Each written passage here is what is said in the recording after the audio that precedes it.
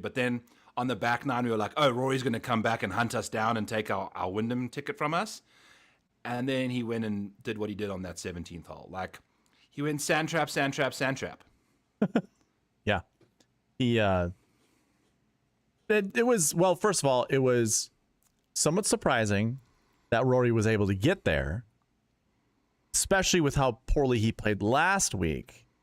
And then obviously, he was trailing Wyndham going into Sunday's round, caught him, and then I don't know. What how do you feel about Rory's performance? I mean, I feel like it wasn't super surprising to me because he's one of the best golfers in the world. He's like the second best golfer in the world, regardless of OWGR FedEx. You know, like it's Scotty clear number one, and then I would say clear number two is Rory. Even with the good performances from Wyndham Clark this year, even with the good performances from Matt Fitzpatrick, as well as Chris Goddard, it's still Rory as number two. So, yeah. If you look at Rory over any like more than a year time period, he's waxing these guys. You know, like Wyndham showed up. Dude, Wyndham Clark was 180 to 1 to win the PGA Championship. I saw you post that. Yeah. Was it the Masters? 200 to 1 to win the Masters. Yeah. Like, and then he won the CJ Cup Byron Nelson, which was on bent grass greens, by the way.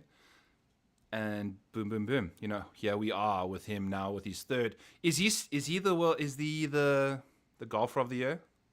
Player of the year? Probably not. I think it's Scotty still. You can't start your year. Oh my God, can't start your year the way Wyndham Clark did and expect. I mean, those 3 W's were amazing, but at the same time, it's like, what are we doing here, brother? You know, like. Hey, Byron. Had it nicely, drove it well. I honestly think. Cheers, brother. I just got done with like a Century Blitzkrieg people. I was just putting down Mini Maniac for the last hour.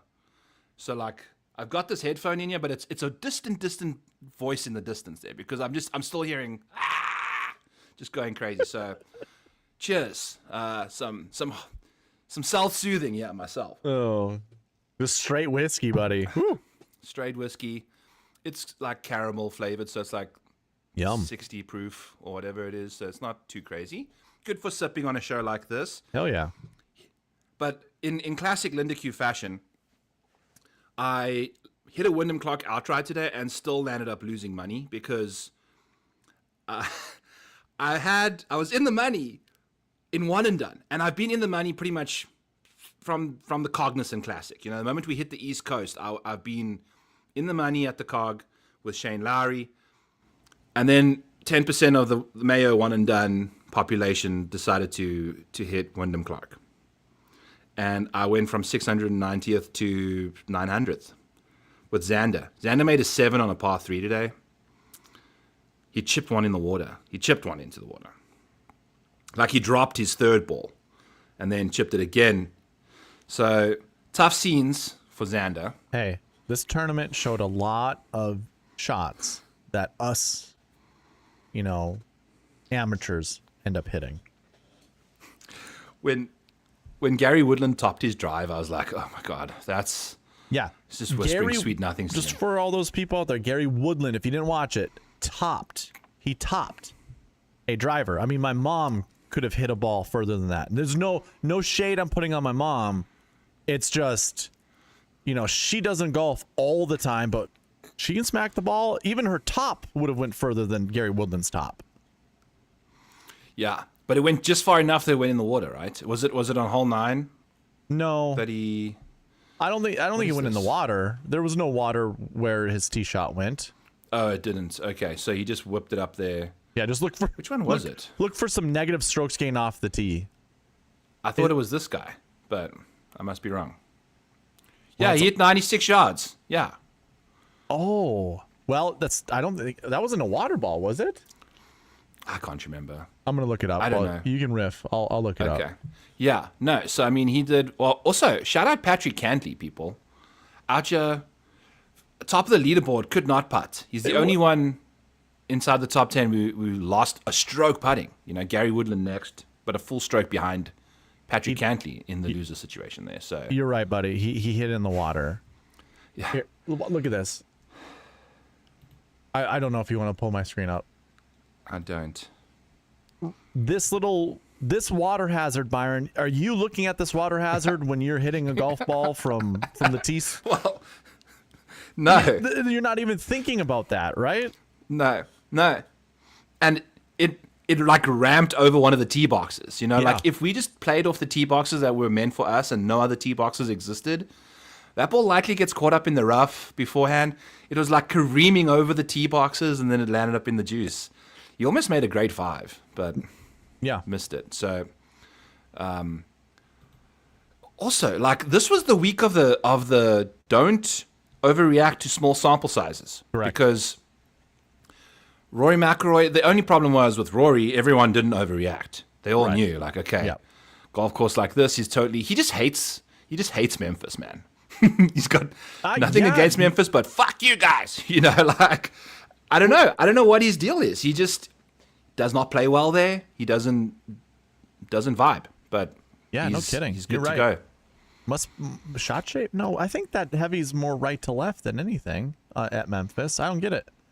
It's just too claustrophobic. It's sometimes there's not even a reason, dude. You just walk onto a property and you just like, I don't like this golf course. You know, like you just like TCI, Tournament Club of Iowa. Like, I love TCI. just do not like that golf course at all.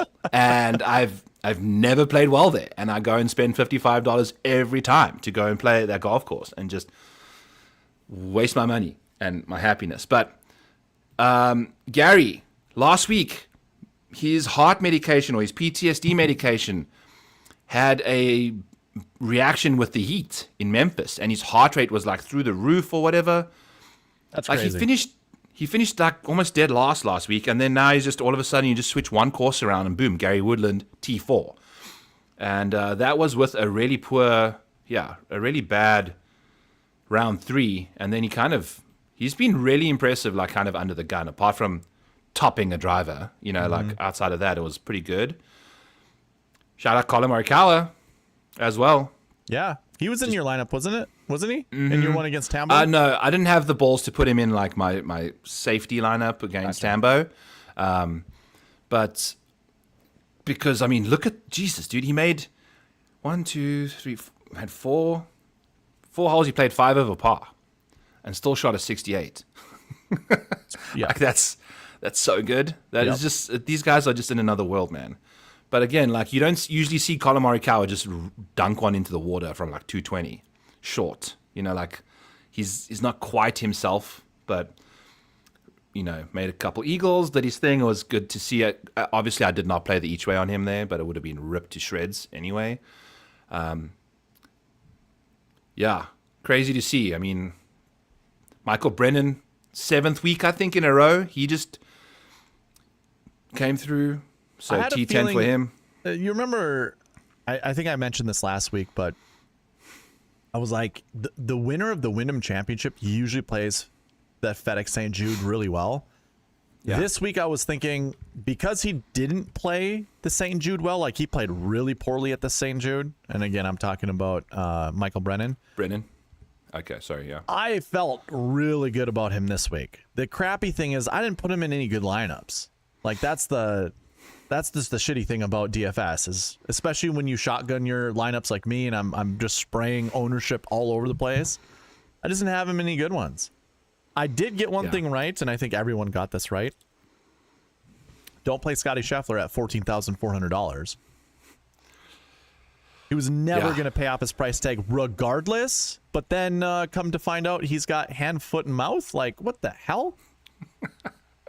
Dude, that is, I mean, he finished 12th. Oh my God. I literally thought he finished 15th, and he bogeyed the last hole, so he could have been better than that? Yeah. And that's after shooting a 72 in the opening round, lost 3.5 strokes to the field. With blisters, he could not grip the club. Yeah, he did not gain on approach until the 11th hole. Wow. On Thursday. Wow. Like, I mean, you know, and he in his interview afterwards was like, I'm just too much of a savage. The reason I'm the world number one is because I do not care if my hands are bleeding over my grips. Ted's going to clean those things because I've paid him more than enough over the last couple of years. And I'm going to go and play some golf. Finish 12th, man. Like, So, I mean, my buddy was like, why didn't he just withdraw? Because he has enough points to make it to the Tour Championship. I don't know how contagious this is, but why highly contagious. So why not withdraw? You know? Because he's had it now, and there's only 30 people playing the Tour Championship. Yes, he's gonna spread it. There's only 60 feet. There's only 60 hands, and there's only 30 mouths. And you're right. You're right. and he's probably eliminated a few of them already because he almost like shook Cam Young's hand. But Cam Young's also got 3 children, so he's probably got the hand, foot, and mouth. I'm honestly thinking there's one person that's immune to this. It's going to be Sam Burns because they're best buddies. I bet you Sam Burns' kid probably gave Bennett the hand, foot, and mouth, the foot, mouth, and hands, ears, elbows, and knees, and eyes and ears and mouth and nose. So just I just don't understand how it's like COVID. Like you. But one of Caitlin's coaches a while ago, we all knew he had it. No one asked him the question, but man was just man down, but still out there repping and just, doing his thing. There are just certain people that just... Scotty Scheffler, his mentals are just... They're far superior to anyone else. Like the competitive drive within him... Oh, yeah. Well, is nuts. So, go back to the Open Championship from last year where he's just like, well, what's the point of all this? And everyone was overreacting. Like, oh, he doesn't have his heart in it anymore. And then I don't know how many times I've talked to people and just was like, you don't see, listen, okay. I think we've had this conversation before, and I'll get back to what I was just saying. I've had this conversation with like people I play in golf tournaments with. And I asked them, do you like Scotty Scheffler? Do you think he's fun to watch golf? Like that. It's 50-50. Whenever I ask that question, like 50% of people in these tournaments are just like, he's boring as hell. I really don't like watching him. I'd rather watch Jordan Spieth. And I'm like, you understand how good Scotty is, right? Like he does it over and over and over again. Isn't it awesome to see that? Like it's so consistent. Yeah. So my thing to you is like, I think we've had it. Do you like watching Scotty Scheffler golf? I appreciate how I like watching him golf on Sundays. Okay. A lot. When it's like I really enjoy watching him compete because he's a freaking savage, man. Like he doesn't do the shit that Wyndham Clark did today. Like he doesn't go out there and almost throw the tournament away and then fight back for it. Like let me pull this up quickly. I did a quick thing where like guys that had 4-stroke leads or whatever going into the final round. Mm-hmm. There we go. Open a new tab. Here we go. Like it was ominous that Bobby Mack was going to, be the reason why Wyndham Clark again this week blew a 5-shot lead at the BMW Championship, because the last time anyone had a 4+ stroke lead and lost it was Bobby Mack in the last 20 starts. It's 19 of 20. Now it's now 20 of 21 with Wyndham Clark. And at one point the margin of victory was 0, and then now it was, I think, ultimately 3 that he came through with. So but what I want to point out is these strokes gain for Showdown in particular. When the person has a 5-stroke lead, unless your name's Scotty Scheffler and you're just laying your sledgehammer on the table and gaining 5.5 strokes and beating the entire field by 8, like nobody else is gaining apart from Thomas Dietrich, which was also one of the most anomalous situations we've ever seen. And Akshay down there in 19th place. Correct, but he had Denny chasing him down, so he had to keep his foot on the gas. But yes, I agree. that was a solid performance. Like that in hindsight is the third best. That's the third best round with a massive lead of the last 20, and now 21, because Wyndham did not gain strokes today. So it's difficult to do that kind of stuff. All of these guys won these things, but barely gaining strokes. So they kind of just got home.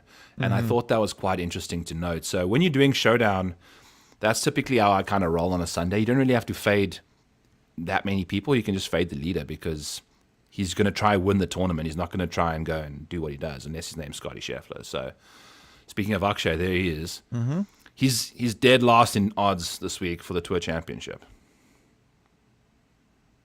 I only like Akshay for the mere fact that this year in the league that I played in, the season champion was Chad Eckert. He played Scotty Scheffler and Akshay Bhatia in almost every single event when they were playing together, because Akshay would be like $7,300 and Scotty would be like 13 something or whatever. And that just equaled out to be like almost 210Ks. And then you just fill in the rest with whatever remaining salary you have. It worked so much because Akshay still was finding top 20s and Scheffler was like first, second, or third, he was just Akshay for whatever reason, just solid. Like, I don't know. Question. We never answered. Who's the player of the year? It's Scotty. Yeah. I mean, this week, like last week solidified it. This week didn't do anything about it. I mean, even if Wyndham Clark goes on to win next week, I still think it's Scotty Scheffler. Yeah. Because Wyndham did. These playoff events don't even really add, like, almost, I don't even know how many tour players have chimed in on this, but it feels like the majority of the tour players are just like, the only reason they say, oh yeah, this is big, is because of sponsors telling them, like the PGA Tour is telling these players, like, do not talk bad about the FedEx Cup or just the playoffs. But these tournaments aren't that big of a deal outside of the money you make, winning first, second, or third. Or even fourth. Fourth place was like $850,000, like. So to me, I don't think these players really care with these limited field events. The tour doesn't even care. I know. I was trying to watch on Saturday, just tune into the back nine of the golf, and oh no, hold on. If the tour wants to, like, the fact that we're trying to take this seriously, yet they're putting a preseason Minnesota-Baltimore game. Hey, now. On. Okay, they're putting a preseason NFL game on TV instead of showing golf. The playoff event. Imagine a snap of a football game that you're watching, not even in the playoffs, is missed because we're watching some equestrian or anything random. Like, what are we really doing here? And I'm 34 now, and I feel like at times I'm grasping for straws when it comes to technology. And I was sitting on my couch just trying to find the channel. And I'm like, I've regressed. I've slid into mediocrity, and I can't find this golf right now. Turns out it wasn't available to be found until like 3:00 Central Time, which is a full hour of no golf. It was insane on a Saturday afternoon. And it's supposed to matter because it's right before football season starts. It's supposed to matter. No, doesn't matter. CBS, Vikings, we're going to watch the highlights of... Preseason, JJ McCarthy, woohoo! He threw a pass to coverage, and his receiver caught it. Yay! I know, man. I know. Geno Smith went, I think, 7 for 7 or 7 for 8 passes, and everyone's like, "Oh, the Jets are so back." I was like, "Oh yeah, you guys don't have the scar tissue I do. I'm not gonna overreact to this at all." You came over in America when 2011? When was it? Yes, 2011, yes. And that's when you became a Jets fan. Imagine growing up a Vikings fan and having to deal. I'm 39. My dad and basically my dad, but like my mom would watch it because my dad's watching it and we all watch it. Dude, You've had some heartbreak. Yes, you have. But it isn't as nearly as disappointing as the Vikings. Like it feels like there's a curse on the Vikings. Like and I don't even know when it goes back to, but if you talk to all the old timers in Minnesota about just the only, like, even back when we had like the most dominating defense, the Purple People Eaters, going all the way back to then, they still couldn't win. It was, I can't even remember what it was, but they're just, I wouldn't be surprised if there's like going to be a documentary that comes out at some point in time saying how the Vikings got cursed because they traded away somebody or they sold something. But we had the best kicker, Byron, the best kicker. Blair Walsh. Huh? No. See, so that's relatively new. We're going back to 1998. 1998. We had Gary Anderson. Okay. Gary Anderson was like 150 for 150 from inside 40 yards. He had a 27-yard field goal that so Blair Walsh missed.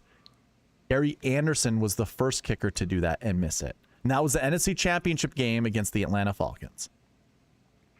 How in the hell? And that's when we had Randy Moss on the team, Dante Culpepper, Carter, Jake Reed, Robert Smith. Our whole offense was amazing. We put up scoring like records, and then that's how we lose. And you just brought up Blair Walsh. Same kick.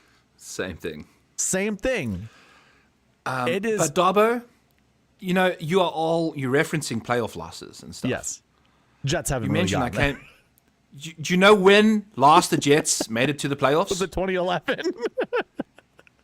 Yes. That's what I thought.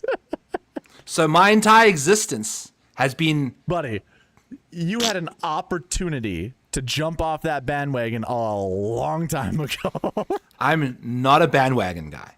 I stay the course. Now listen, Kansas City is like 2.5 hours away from Oskaloosa. Yep. I had 6 years of contemplation down there. Went to multiple Kansas City games. And there were times where I was on the highway back to Oskaloosa in the third quarter because Ryan Fitzpatrick had already thrown 4 interceptions. He threw 6 interceptions that game. Yes, I remember that. Yeah. So like, Caitlin hasn't seen the Jets score a touchdown in 2 games that we've been to, and I think I went to try and watch Sam Darnold in week 3 when he was going to play on Monday Night Football. It's like, okay, no one's going to be hurt by week 3. I'm going to have everyone available. Like the Jets record, at worst they're 0-2, mono.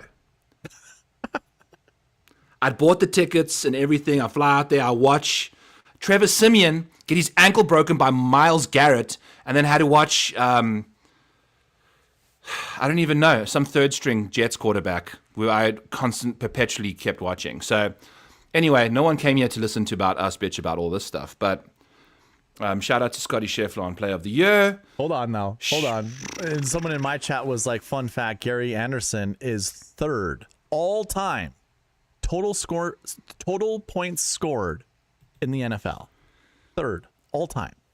Was he like a long time minister? Did he retire as a Viking? Or yes, yeah. I mean that kick that he missed. I mean, you can't really show face, after that. No.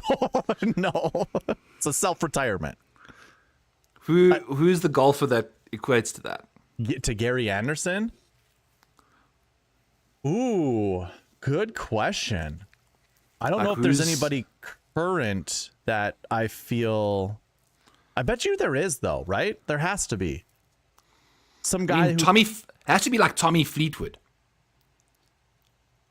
Long duration of exceptional performance, and just whenever it mattered, the one time, it just couldn't come. We got to think of a short putt that was missed to either cause a playoff to then lose in the playoff, or to lose a tournament. Tommy, when you lost to Keegan at the Travelers, I think that's a close one. Or I almost want to St. say Jude the week before. Wyndham Championship when there was that 7-man playoff. I think Adam Scott had like a 4-foot putt that he missed, like just awful. Yeah, when you can step with your foot past the hole to pick the ball out of the hole and you miss that putt, it's like Yeah. And it didn't even lip out. It just sailed right, wide right. Woo, woo, woo, woo. Yeah. Also, random news, Darbo, for me. Yes, sir. I've bought a domain. Ooh, we got a website coming. You're cooking. I was up until 3 this morning because life doesn't afford you any quality time until the owls are out. Yes. So I've almost launched my site to just see what it looks like, because I've been running hours and hours and hours of back testing on data and blah blah blah.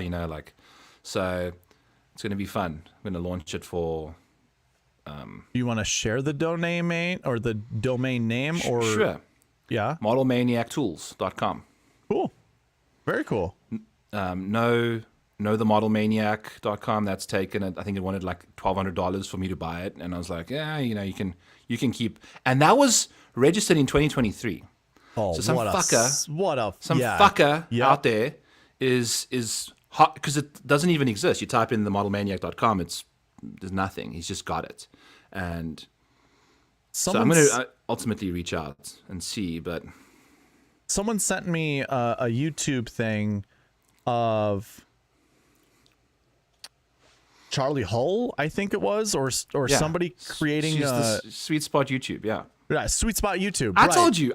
You were the one that told me. Okay. Yes.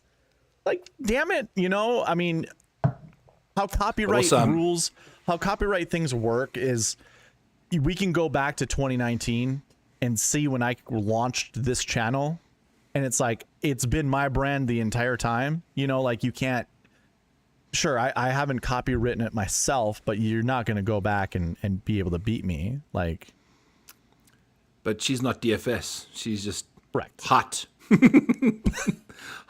Hot to trot, man. Like, everyone's gonna be watching her channel versus yours, dude.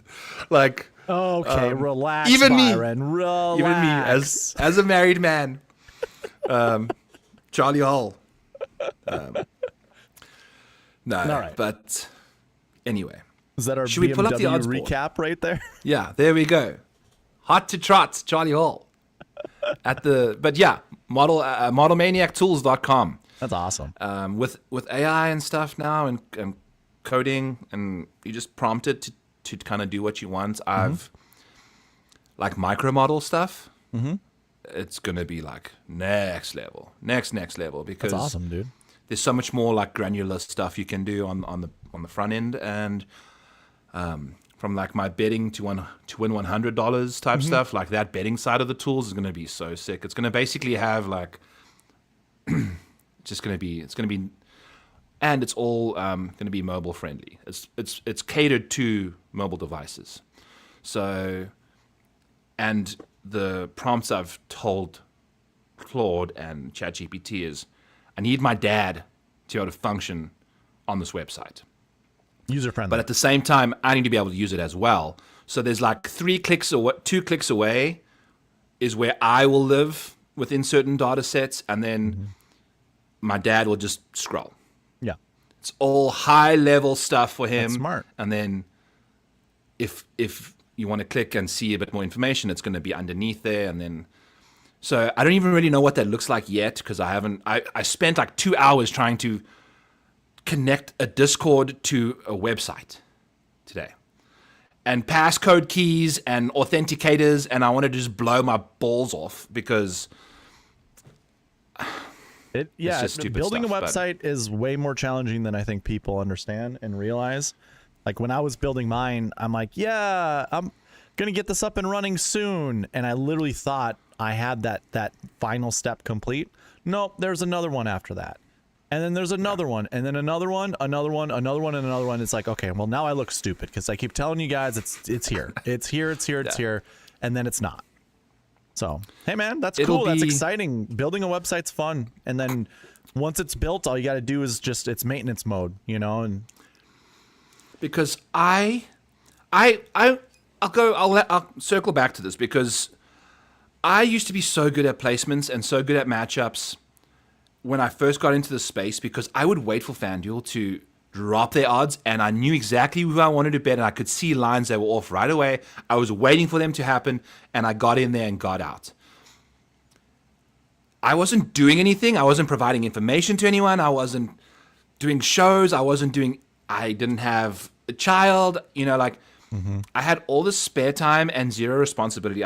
All I could care about was myself and my results, and I was fantastic at golf betting.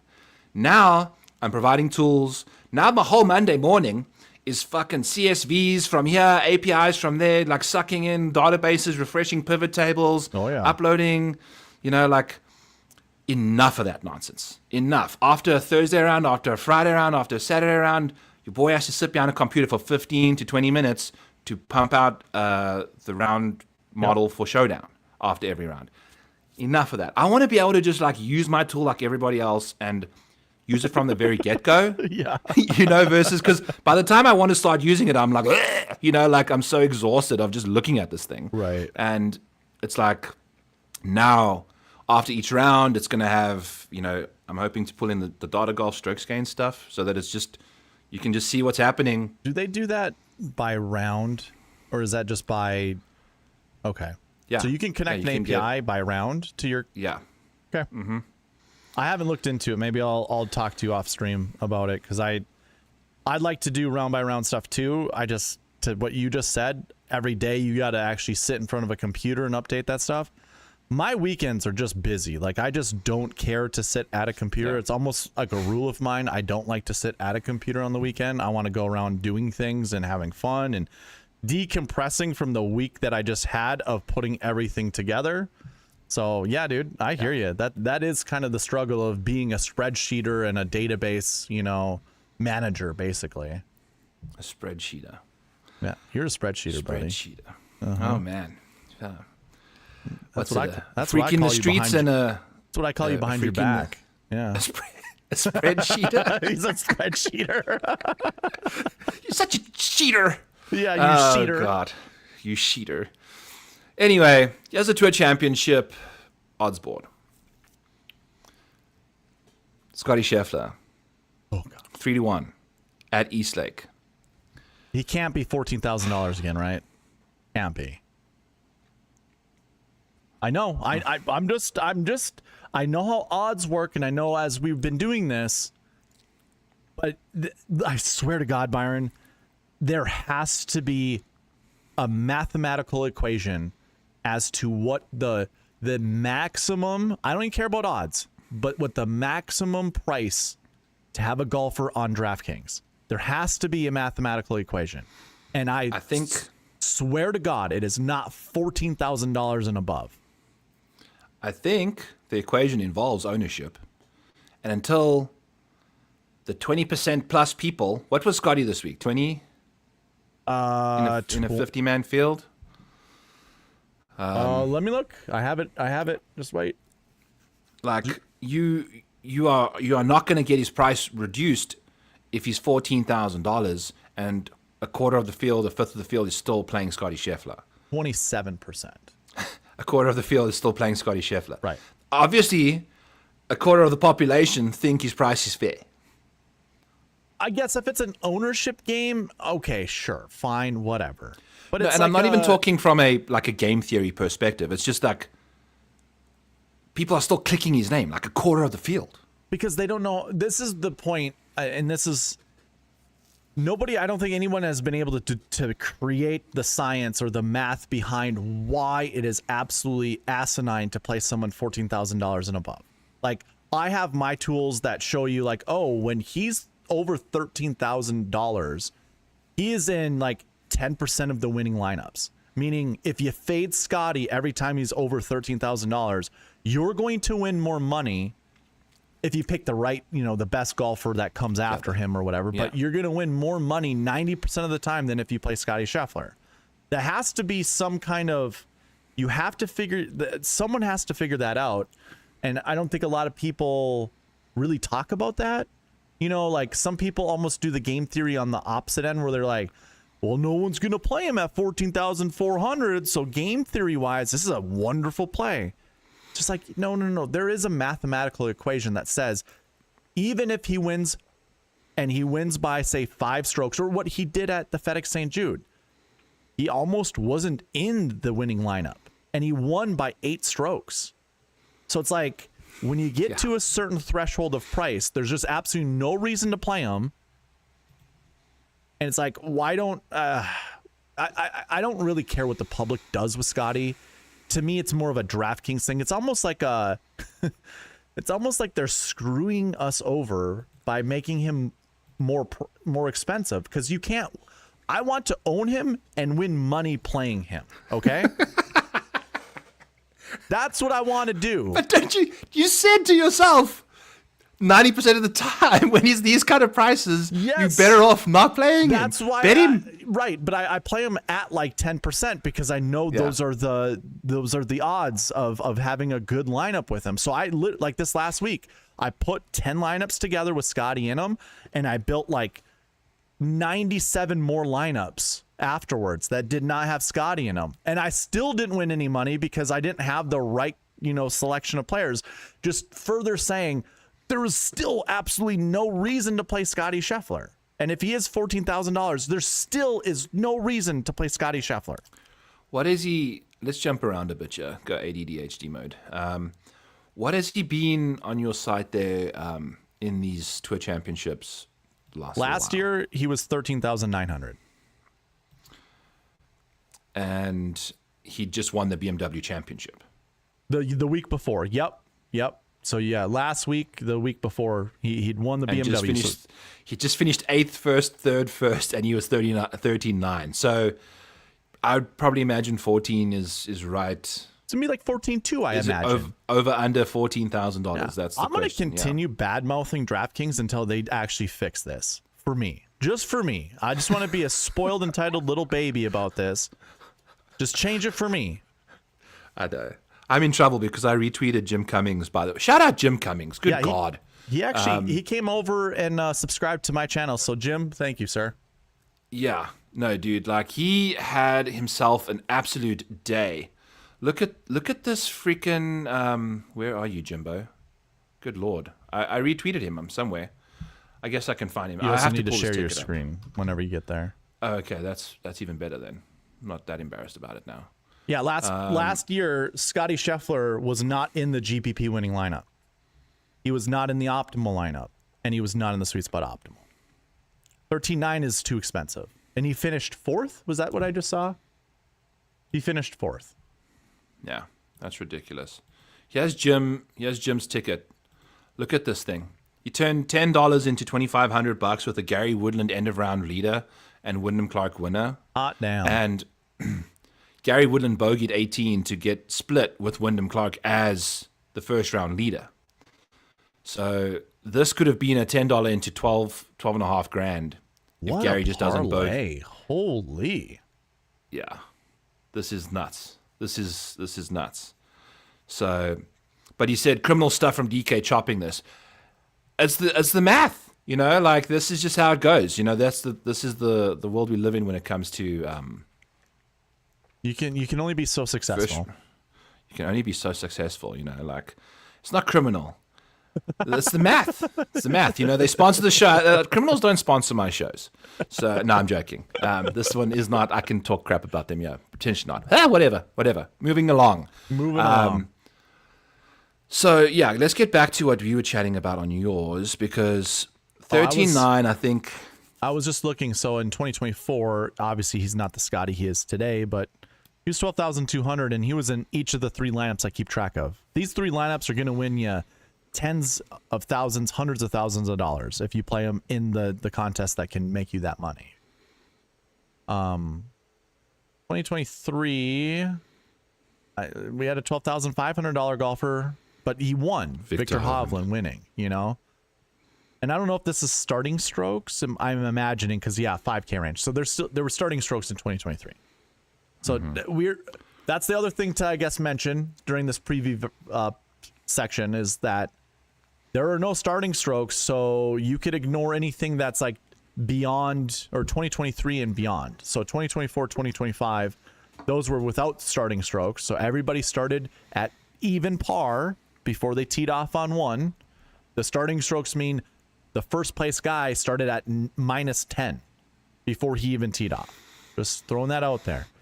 The 2024, 2025, and this year, they don't have starting strokes. So if you're going to do any research, really don't go any further back than 2024. Yeah. Or just check the strokes gained for those golfers. But again, there are some guys that play fantastic golf from 10 strokes back because that's their comfort zone until they get right in the mix and poop their pants. So Jim Cummings goes, hey, Jim, by the way, if you want your chat to be pulled up on stream, go talk in Byron's chat. And that applies to everybody that's chatting. I can see my chat over here. Anytime I look to the right, I can see my chat. And I will try to mention it whenever it's worthwhile to do so. He goes, I'm well aware of the chops. Don't mean I can't whine. Let me cry, Byron. Buddy, you know what? You can dry your tears with $100 bills at this point in time. Oh, that's true. That's true. Nobody's feeling sorry for you. Play the world's smallest violin. Yeah. Yeah, exactly. No one's sorry for you, Jim, except for me in the DMs. But yeah, anyways, still. I mean, it just comes down to price with Scotty. That's just all it's going to come down to. And if you see, like, let's see, what was the optimal lineup? It left $700 on the table. So this is going to be a week, and I understand it's kind of silly. Some people think it's silly to try to chase the optimal. This is a week that it's very doable because of just, there's only 30 people in the field.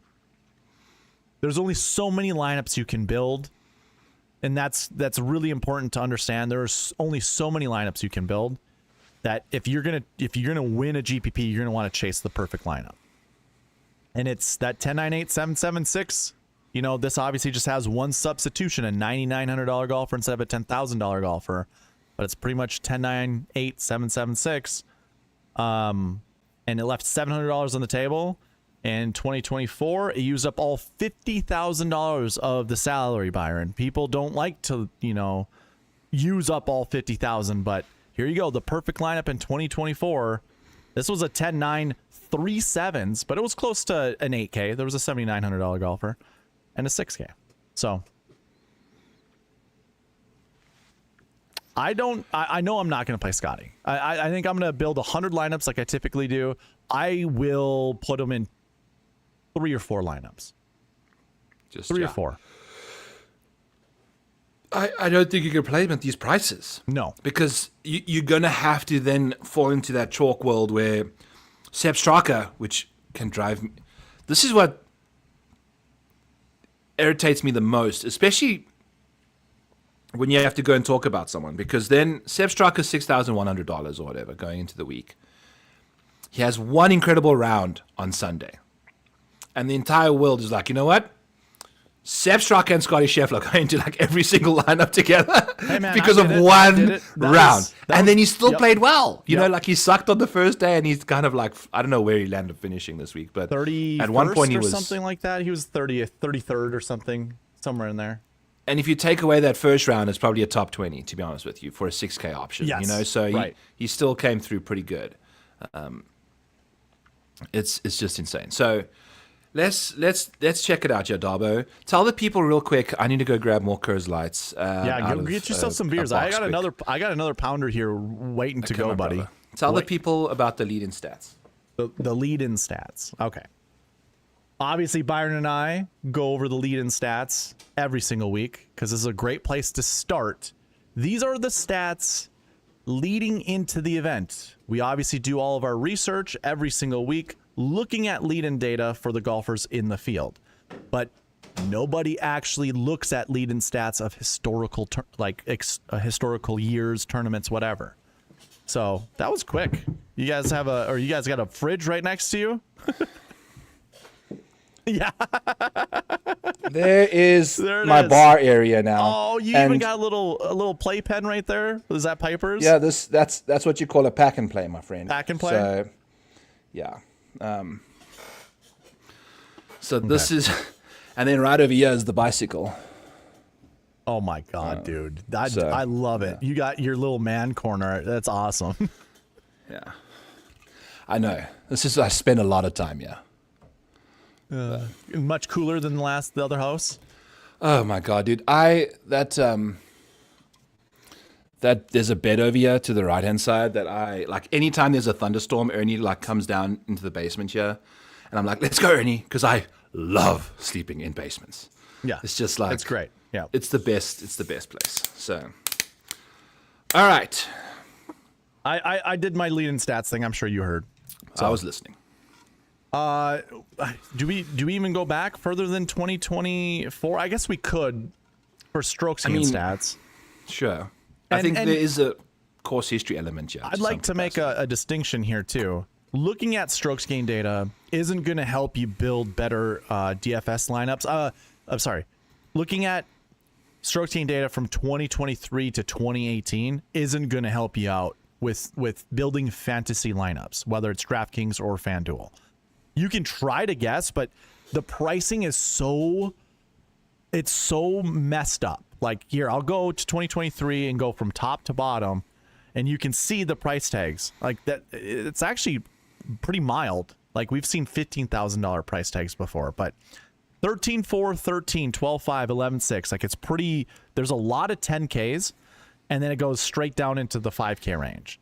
And that's how it looked almost every single year. Here's 2022, 13.6 being the highest price, 13.4, 15.2.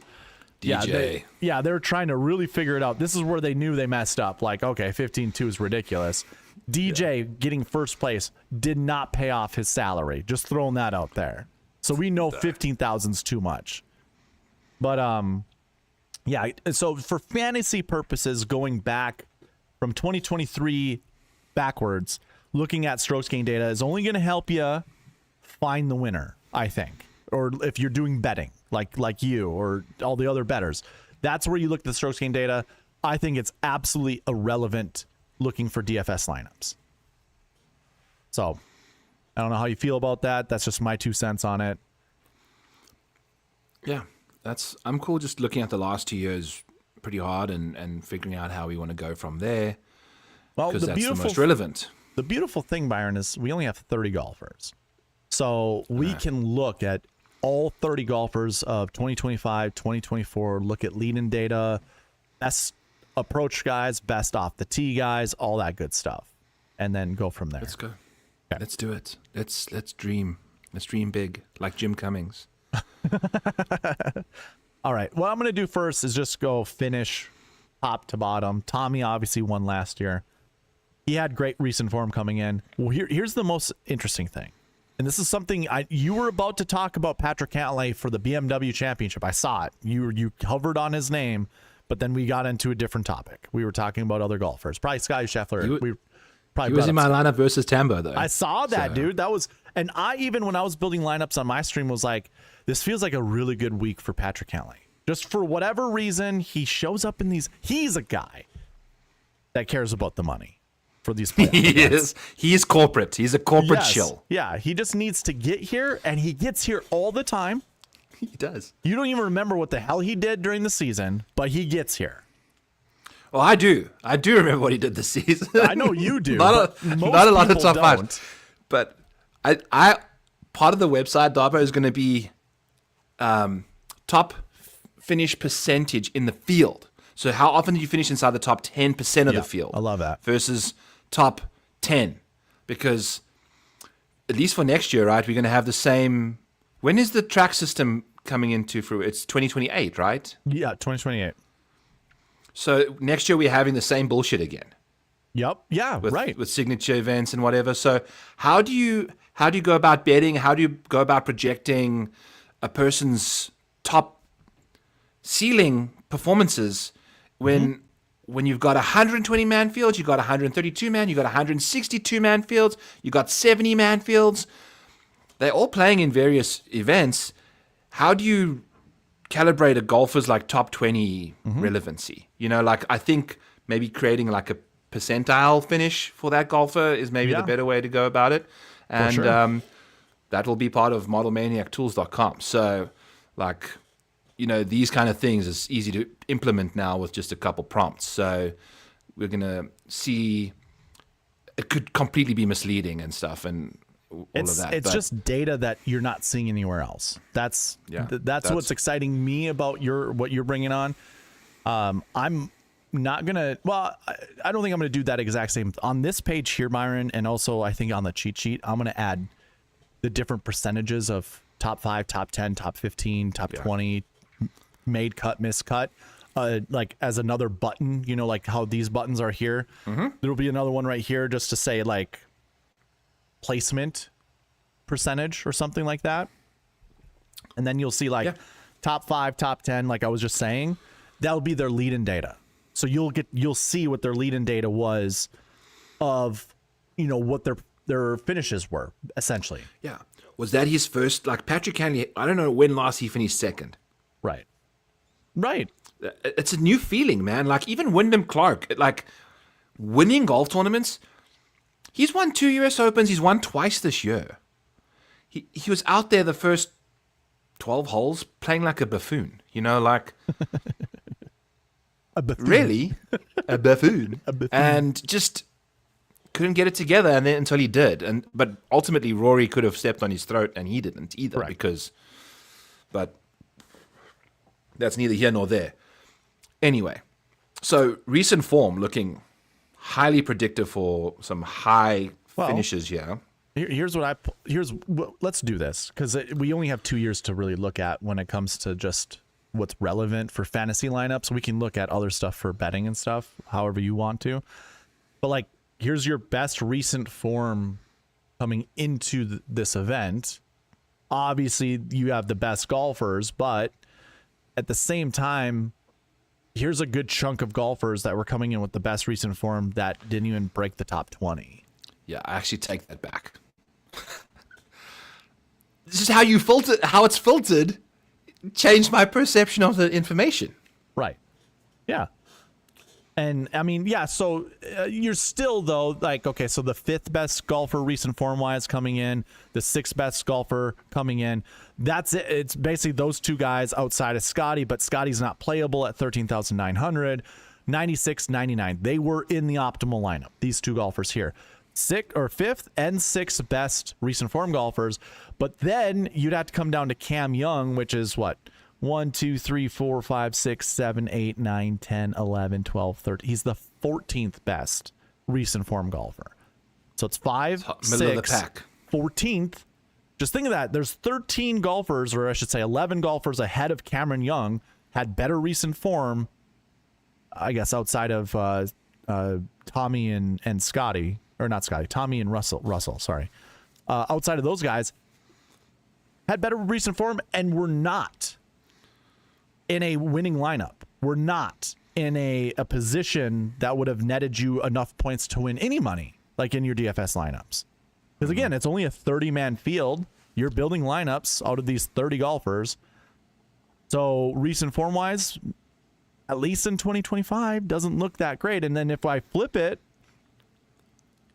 you got Patrick Cantlay, Keegan Bradley.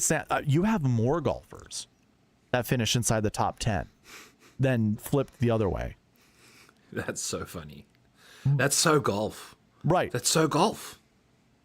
But who knows? Maybe 2024 will show something different. Okay, now we do have more top 10s than the previous year. And I think most of these guys were probably in the optimal and sweet spot optimal. I think it was Scotty and not Xander in 2024. Yeah, here's your optimal lineup. It was Scotty, Morikawa, Scott, Shane Lowry, Sahith Theegala, and Taylor Pendrith. So there's Taylor Pendrith. He had the 3rd best recent form coming in. He was 6,500, Byron. A $6,500 golfer with the 3rd best recent form. I know it's Taylor Pendrith. That's name value. Like the fact that his name doesn't carry much value, that's why he's $6,500. But recent form wise, like, that's really good. Adam Scott. Where did they play last year at the BMW? Last year was Caves Valley, wasn't it? Caves Valley, correct. And then the year before was in Castle Pines in Colorado. Right? Yeah. So just trying to like wrap my head around what what we're dealing with recent form, that might be slightly different because that is the one variable that we have different in the last 7 weeks leading up to the Tour Championship. True. Is the BMW Championship. Yep. So. Okay, so Very strong. So what? No signal here. Well, yeah, right. It's a mixed bag. 2025 absolutely did not help you looking at recent form. 2024 would have because Shoffley is in the optimal. Scott is in the optimal, I think, right? Adam Scott. I'm sorry. Xander was not. I did that wrong. Scott was in the optimal. Penrith was in the optimal. Scotty was in the optimal. Was Morikawa? I forget. 12-2 Scotty. Morikawa was in the optimal. So look at this. It's 1, 2, 3, 4 golfers. So got to stack your theories, kind of thing. Shane Lowry, Theegala are the only golfers that we need to find. Shane Lowry and Theegala. And while you're speaking about Seth Theegala, Juju Chan is making her way into my Instagram feeds because she's watched my fiance play the first round of the BMW Championship. I came to the golf course with him in the beginning, and then I went home to go take a shower and hit the gym, and then I came back, and oh my God, the traffic was so bad, I didn't make it to the first tee in time to see the first shot. So there I was standing with this peanut butter banana sandwich that I walk onto the golf course every day because he refuses to take his sandwich to the golf course with him from the very beginning. She has to give him the sandwich and record it. And dude, you cannot tell me that his golf game has just disintegrated ever since she's just been recording everything. Dude, he's on camera 5 hours a day, 4 days a week. And he's at times it's only 2. Also the cameraman. He's the one making all the money and forcing him to do all. You know what? He does seem like a little bitch, though. He's probably just like, "Oh no, babe, I'll do it for you. I don't have a backbone." My queen, like, I'm serious. Yeah, he's Like, the PGA Tour player, and she's filming content for him, and he's a cameraman. He's an extra in his own story, in his own movie that he's subsidizing. Yeah, right. It's like right. he's just who was the guy from Sons of Anarchy that you don't realize it, but he's one of them. One of the main. He's throughout the entire series. He's there until he bites his tongue off. I think in one of the prison scenes, he's the writer of the whole series. Is he? Okay, that reminds me of The Office. And what's his face writes The Office, and he's also in it just like briefly. I forget who it is. I can't think of his name. He's a skinny little guy with black hair or dark hair. I can't remember what his name is. Sorry. That's not going to help me. I was hoping to remember it as I was speaking about it. That's one of those moments where I'm like, hey, I'll just start talking about something and it'll come to me. Didn't come to me. Okay, well, next time, Darbo. Maybe. Okay, so course history for the last 2 years. Okay. Or do we want to keep going and does recent... No. I think that's great too, because again, we only have 2 years to look at, so it's not going to take us that long to do all of this. So golfers with no course history, we can start there because we're going to have people like that this year. So we have a couple 10th place finishes, Chris Goddard, Ben Griffin, and then just like don't play these guys essentially. And I'm just going to go to 2024 to look at it really, really quick. And we have a 9th place finish, and that I don't know, that couldn't have been Shane Lowry's first event. My data only goes back to 2013, but maybe he just hasn't played good enough golf to get there. I don't know. My data only goes back to 2013. So if he did play in a Tour Championship in 2012 or beyond, I won't have it, and I won't have it on my course history. But again, I guess this is further proof. It's just one guy out of, how many golfers right here that don't have course history. Just play one of them. Or two. Shane Lowry has only played in 2 Tour Championships. What was the first one? Like 2012? This year, 2024 and 2025.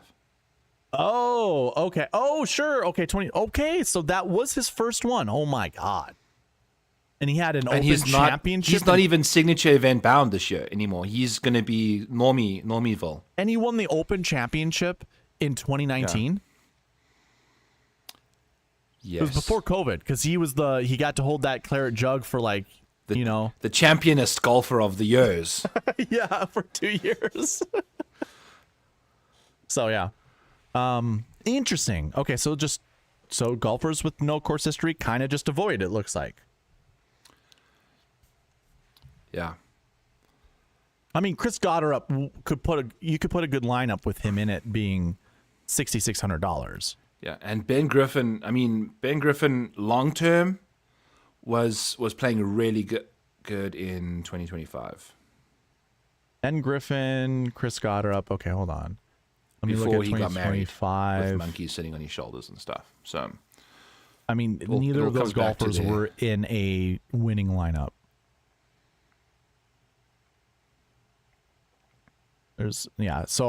Chris Goddard or Ben Griffin, even with zero golfers in 2025 were in a good lineup to win you some money that had zero course history, and only one guy the year before, and it could be a volume thing because look, there's 1, 2, 3, 4, 5, 6, 7 golfers in 2025 with no course history. And there was 1, 2, 3, 4, 5, 6, 7, 8, 9 golfers in 2024 with no course history, and only one of them was in a good lineup. That was it.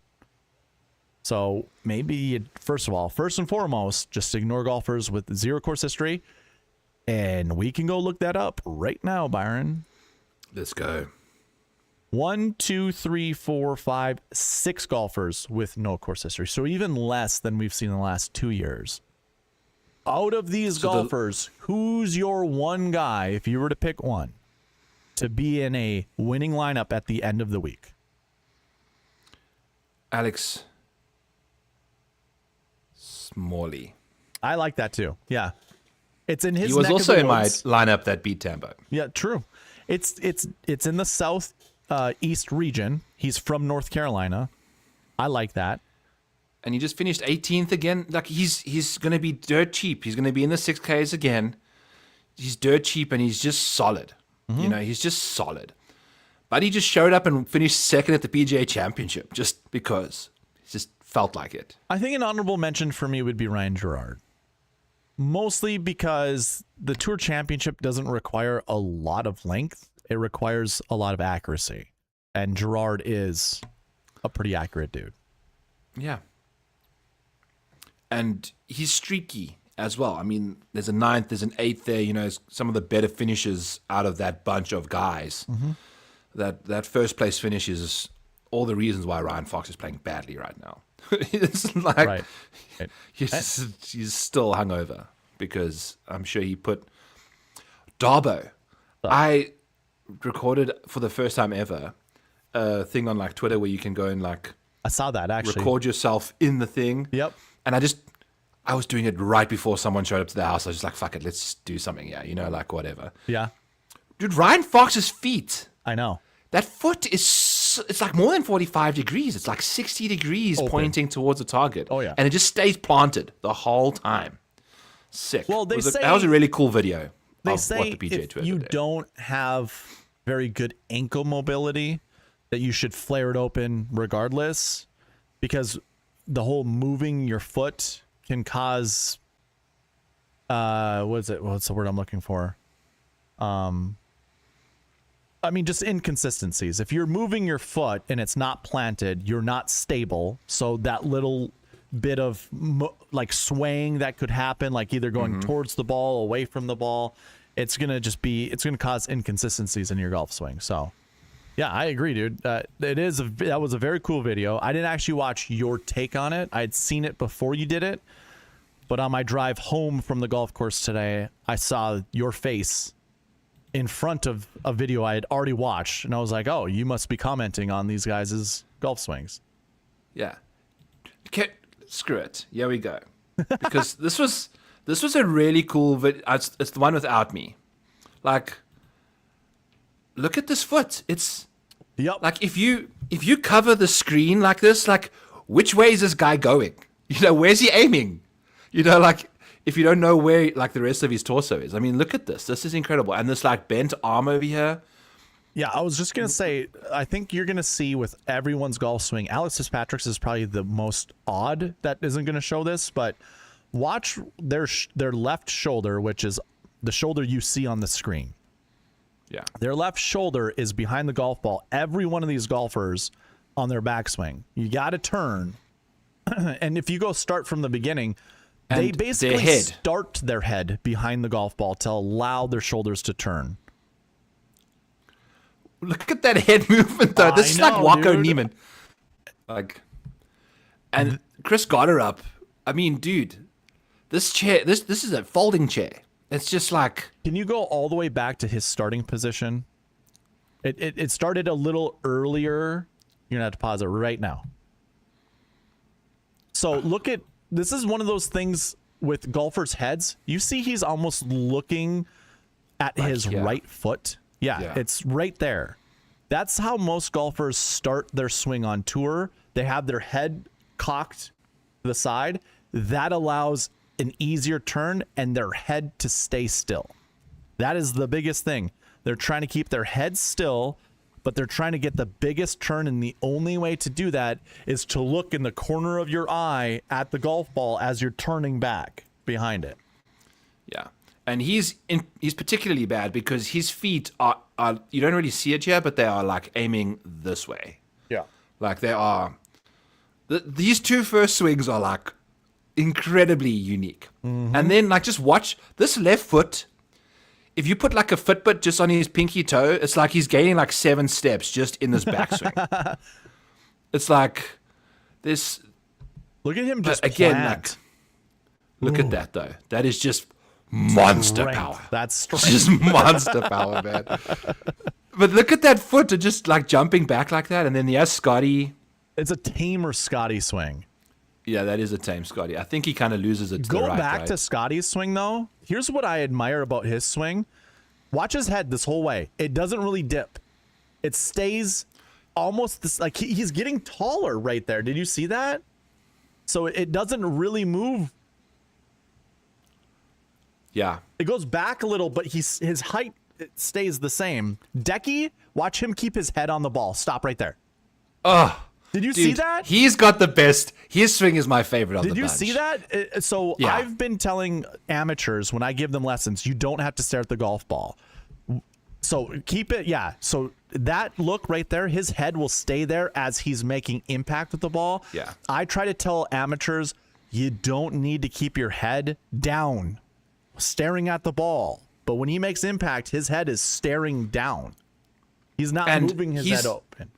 He's the only guy that, like, this left arm is locked out. Textbook. That's like a textbook golf swing. This is Japanese golf at its finest, right? Yeah. Like, it's like the streets of Tokyo. It's just incredible. And look at his wind up. Like, look at how much further back he is. Like, his shoulders are turned behind the golf ball. Yeah, I mean, he has the golf ball here. I can't do it properly. I mean, he's a foot, like... Yeah. But... this head is until impact, like. Yeah, stop it right there. Look at that. That is textbook keep your head down, but that requires flexibility. Like his whole body is open, but his head is backwards, Like it's like it's like this, like. And with how much he's turned already, the head can still, I doubt he's turned through the ball more than got her up or whoever else, because I guess I think that not really. His head's starting to, like, where his head position is, where his chin, if you just track his chin, it goes from pointing at his right foot to pointing at his left foot when he comes through. Yeah, and his swing is so nasty. And then look at Scotty. Scotty, I think, looks... No, he actually keeps his head down, too. It's just different. Mm-hmm. A different way of doing it. Jesus, this swing is... It's beautiful, Darbo. And then, Cameron Young. Yeah. Ick. Ick. Oh my God, that's so gross, dude. Alex Fitzpatrick almost has a reverse pivot. That foot sliding back like that just blows my mind. Sungjae has a good swing. Watch him chase it though.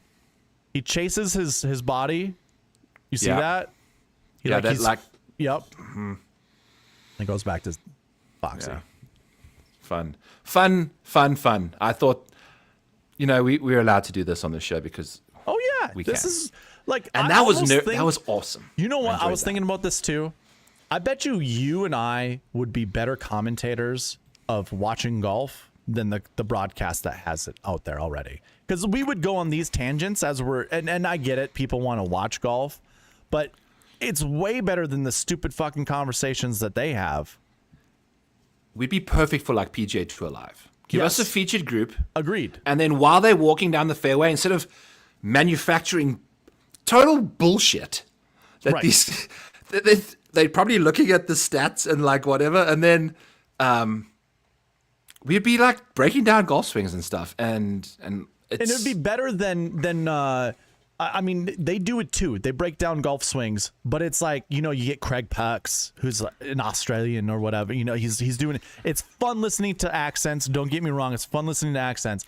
But he's like, he's been working really hard at keeping that left elbow, straight and whatever. It's like, dude, yeah, you got a great accent, but that is boring as fuck, man. Like, I enjoy watching golf swings. I enjoy the technicality and all that bullshit, all that stuff that comes with it. Oh, you're so boring. Just leave. Yeah, I know. I know. It's. I was listening to PGA Tour Radio today, and after Clark made the putt, I think on the par 5 for birdie or the previous hole, I think Clark birdied the final 3 holes, right? And after the first birdie putt went in, one of the guys said, "Yep, Rory McIlroy is flabbergasted or shell shocked." Shell shocked. Yes, Rory shell shocked. And then the guy that came on to like describe Rory's thing is like, "Well, I'm not quite sure shell shocked is the word I would describe." It's like, you lying bastard. Like, why do you even like say it? Like, you just like completely. But I don't know who he was, but the guy that commented before the guy that like corrected him, we all knew like Rory McIlroy is not. He's just standing there calmly. He doesn't care. He's just happy that he's in second place right now. Like, especially from being dead last the week before. He's like shell shocked. Yeah. It's like, what are you talking about, man? I don't know if I mentioned this last week because I don't remember if it was this broadcast I was listening to, but Robert Dameron was on the golf course, and he goes, Scotty might. It was at St. Jude, so maybe I mentioned it last week, but I'm gonna say it again because it's the same thing with the broadcast. He goes, I think Scotty chips in more than anyone I've ever seen ever, besides that one lefty I can't think of the name of. Really, you can't think of Phil Mickelson? Or we can't say Phil Mickelson on the broadcast? Like, what the hell? Like, that is so stupid. We all know it's Phil Mickelson. The fact you don't say it makes you a little bitch. Like, I don't want to watch you anymore. I don't want to listen to you anymore. Yeah. No, it's hilarious. It's hilarious. Or that other tour, like Bryson's on that other tour. Live? We already know he's on Live. Why can't you say Live? Yeah. It's contractual. Did you see the good video, Darbo? The commercial? Yeah. I saw someone react to it saying this disturbs me in so many different ways, and I don't know exactly. That's not. It's Garrett Clark running into some chick, knocking her over for whatever reason I don't know. I'm not gonna lie, I was watching it while I was driving and I didn't have sound on. I just saw the clip autoplay. Like, that's the thing. I mean, it's not actually like you don't see him actually push her. It kind of cuts away and then she like falls on the ground, but it depicts a full on like shoulder charge. Yeah. And then he stands over her and says, "Do not touch my driver." And it's just like this. It just blew my mind. It's like, how did why are we running into a girl? And like maybe we could run into another guy, or do it more clever, like not tackle somebody, shoulder charge somebody. I can see the angle that they were like shooting for, but at what point there must have been hundreds of people. Because me and you, we'll post a video of this. I'll just record it on the screen and then it gets posted. Yep. You know, like Good is hosting the final PGA Tour event of the year, and they're out here putting out these videos, collaborating with TaylorMade. Yeah. TaylorMade also approved this. Yep. Agreed. Which, in my opinion, is the bigger miss than it all. Like the fact that you're promoting this TaylorMade good driver, and it's like an assault. It's like, look, I get it, and like in my opinion, I understand the video. I doubt, like I'm not that offended by it. Like these guys they're not going to be doing this in real life and whatever. Like it's obviously a shtick. Yeah. But you got to understand where you're posting this to, bro. Like what are you doing? Yeah, it is goofy. What are you doing? For sure. So, mine was my comment to them was gaining lots of traction because I commented a minute after it was posted. Love it. Love that. And then they deleted it, and now my impressions are down because... Really? Yeah. Your shit was more famous than theirs? I ratioed them. Yeah. Yeah. I just said, what a weird ad. Like, what are you doing here? Anyway, let's get back to what we came here to talk about. Yeah. Kind of. Also, shout out Millie Goats, the springboard to my success story so far. Hell yeah. Let me step all over his throat to get to the promised land so far. But I will say some of my trash talking in these like King of the, I always try and just get the whole stream out of sync early. Oh yeah. Yeah. That's like my game plan. It's just to try hijack the first pick all the time. You were wearing the clown outfit last time, weren't you? Yeah. Yeah. Good. Right over here. Yeah. So. Okay, so just to recap before we went on our little spider web of conversations, our little journey. Yes, thank you. We just noted that if you're going to play any golfer that doesn't have course history, or I should say, if you're thinking about playing any of these guys that have zero course history, just choose one. Don't play more than one of these guys. Maybe you can get away with playing two. But history has shown in the last 2 years, and I understand last 2 years is not a very big sample size, but just for the last 2 years when the format is the way it is this year, we just want to avoid. And we gave our guys. We both agreed with Alex Smalley. My honorable mentions, Ryan Gerard. So moving on from there. We were also 50-50. Oh, no. I'm sorry. No. We haven't gone into the course history, the good course history versus the mediocre or whatever. So, Wyndham Clark had 1 year worth of course history, and it was a third place finish. Really? Oh, I'm sorry. Let's go to 2025. Let's do 2025. I'm all over, but let's go to 2025. Slow down there, Byron. Yeah. JT had your best course history last year. In the field last year. He finished 7th. McIlroy finished 23rd, and then we get a 4th, a 2nd, 21st. Just kind of going down the thing. We get Patrick Cantlay and Tommy Fleetwood. What are they? 1, 2, 3, 4, 5, 6, 7, 8, 9, and 10. 9th and 10th best course history heading in. And they had pretty good. I mean, well, there's only 30 people in the field, so 13th place finish is like middle of the pack, I guess. And then if we look at our worst course history down here at the bottom, it's Corey Connors, Cam Young. They both, I think, were in the optimal lineup in 2025. Yeah, it's like the 8th worst course history results were all inside the top 20. 9. That's true. You're right. 1, 2, 3, 4, 5, 6, 7, 8. Yep. 8. And what was that? Akshay Bhatia was in one of these lineups. Which one was it? Oh, he is in the optimal lineup. He's in the optimal lineup. The worst course history, mind you, is only 1 year's worth of data, but still. Yeah. And Corey Connors was in the optimal lineup. Corey Connors. And Keegan Bradley. Yeah. 1, 2, 3, 4, 5, 6, 7. 3 of the worst 7 golfers of course history were in the optimal lineup.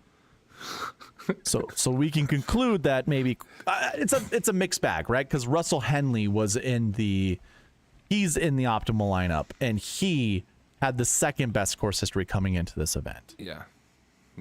And then there's Patrick Cantlay and Fleetwood.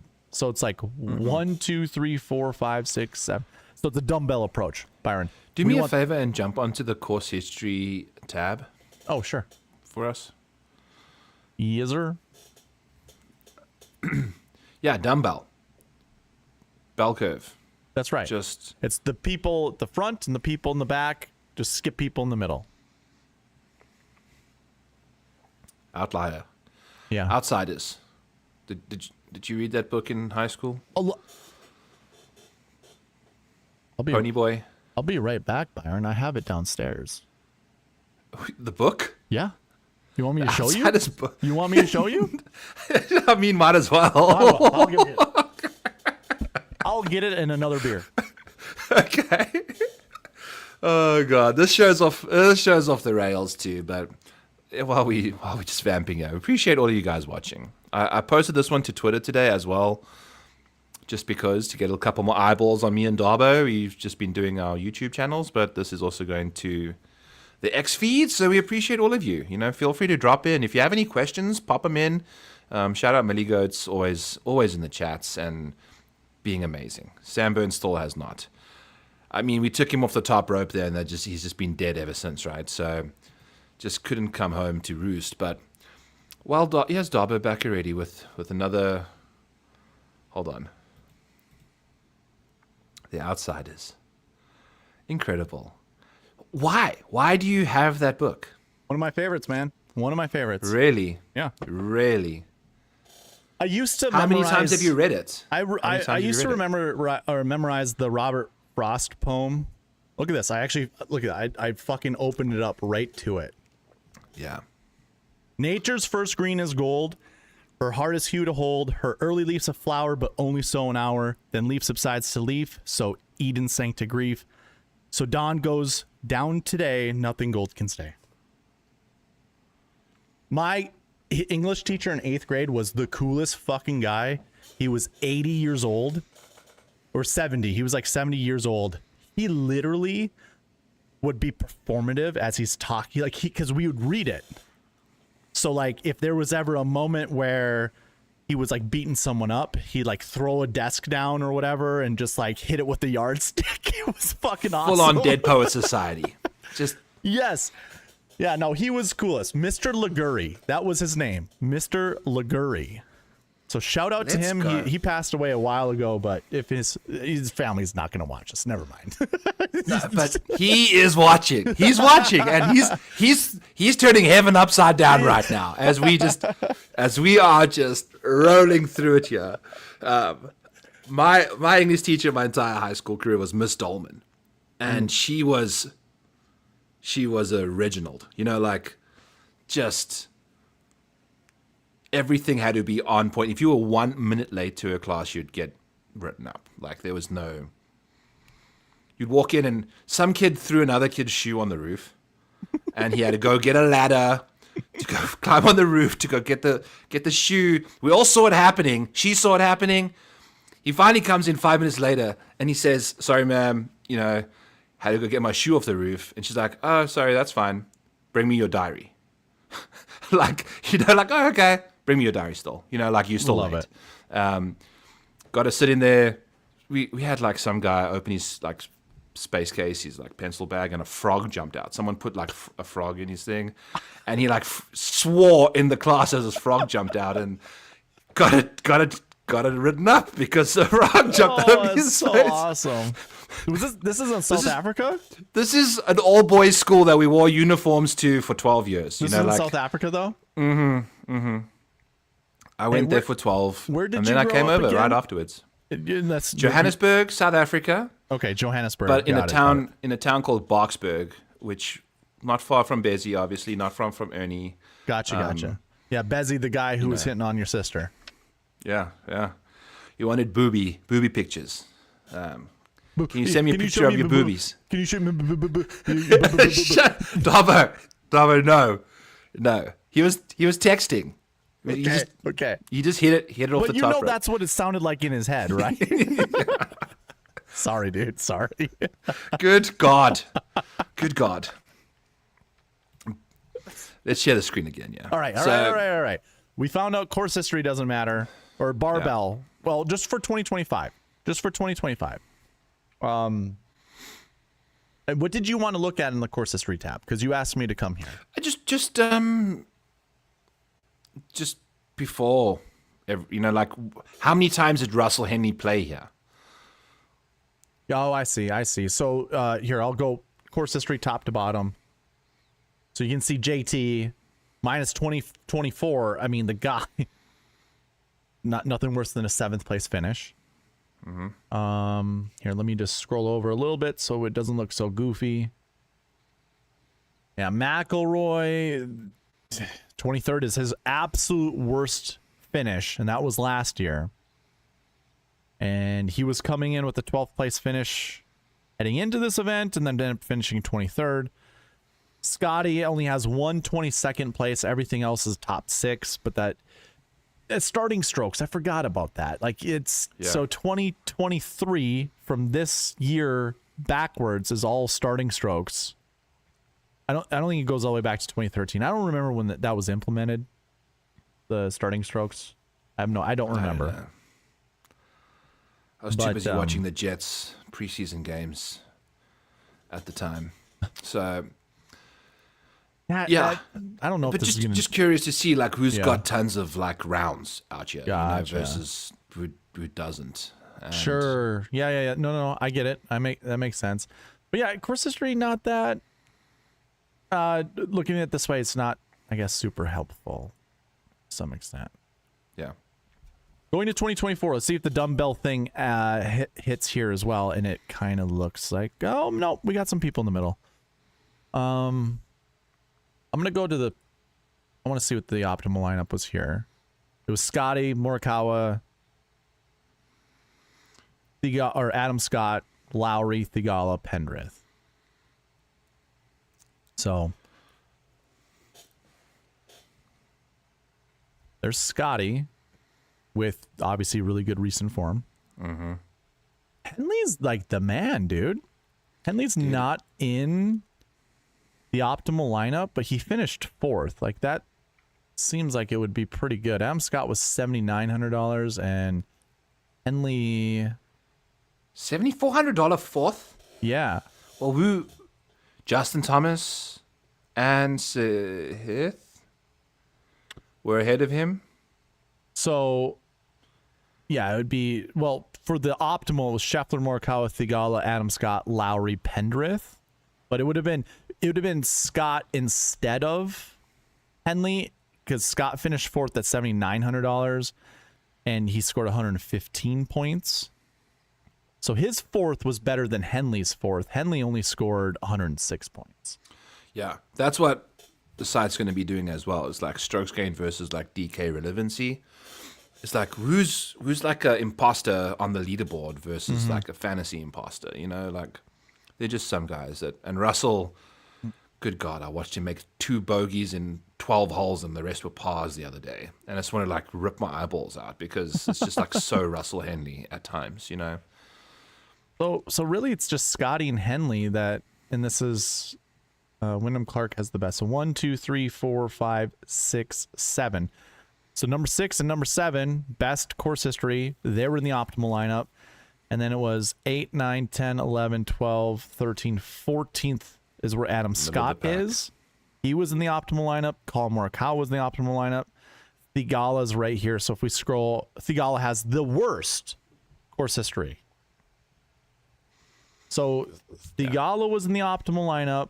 Morikawa was in the optimal lineup. Adam Scott. So I guess we could look at it a different way. It's 1, 2, 3, 4, 5, 6, 7, 8. So it is another barbell. Or dumbbell. Sorry, dumbbell, not barbell. Dumbbell. It's another dumbbell situation. Did I lose you there for a second? I saw your eyes just kind of... I'm trying to think of what is it not a bell curve?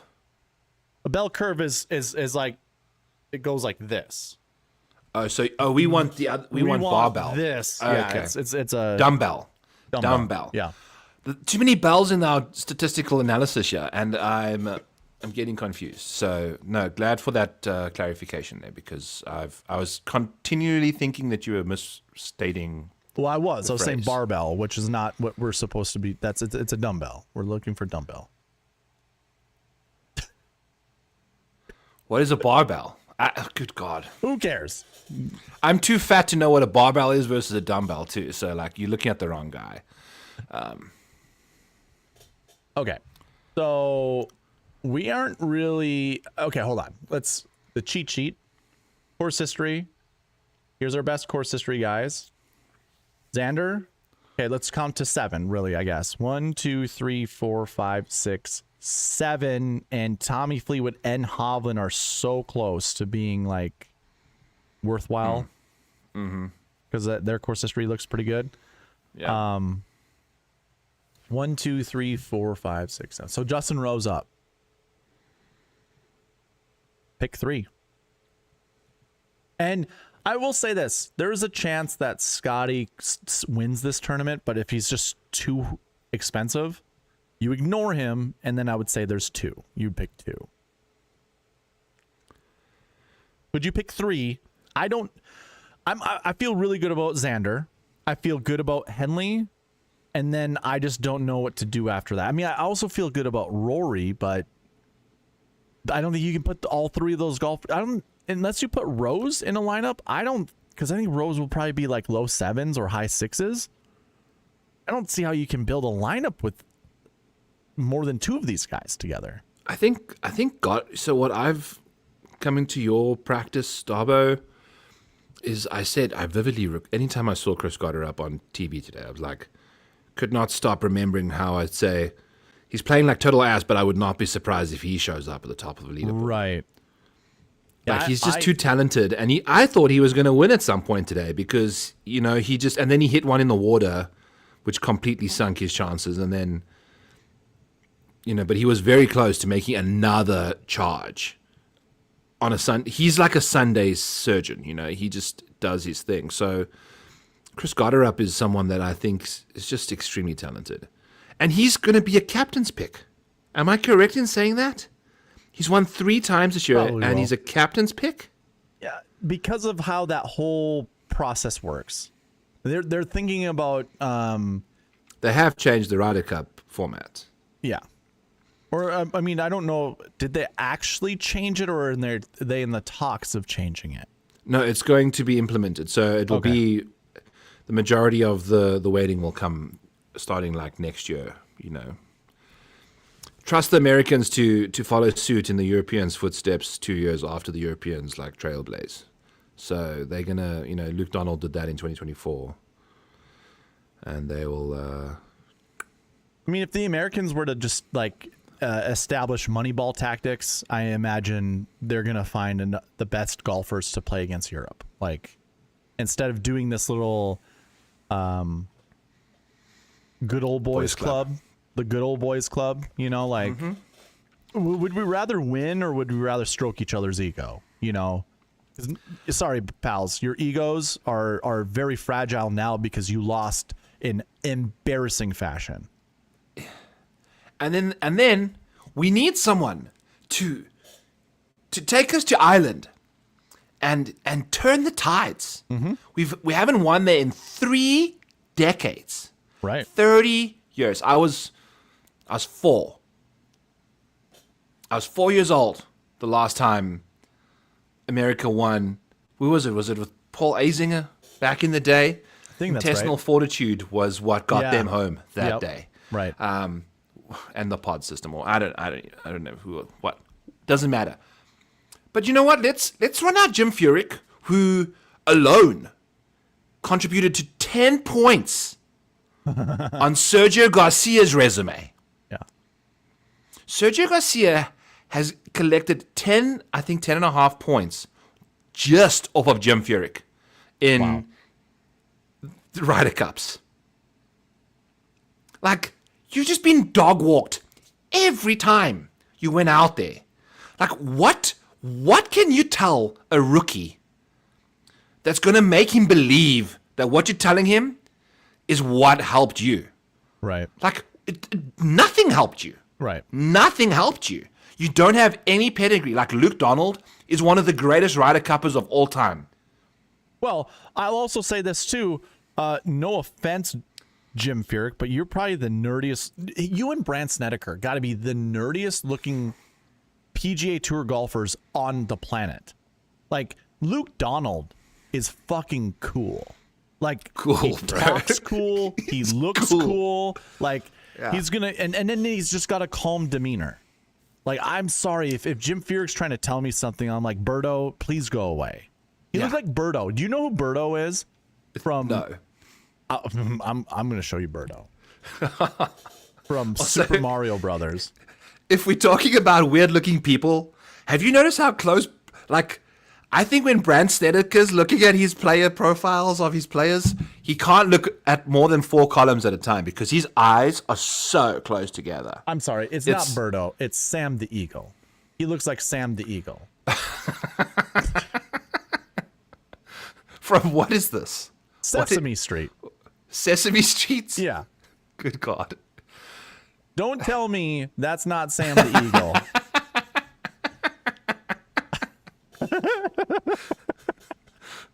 I mean, he's got a beak. Yeah, I know. He's got a beak.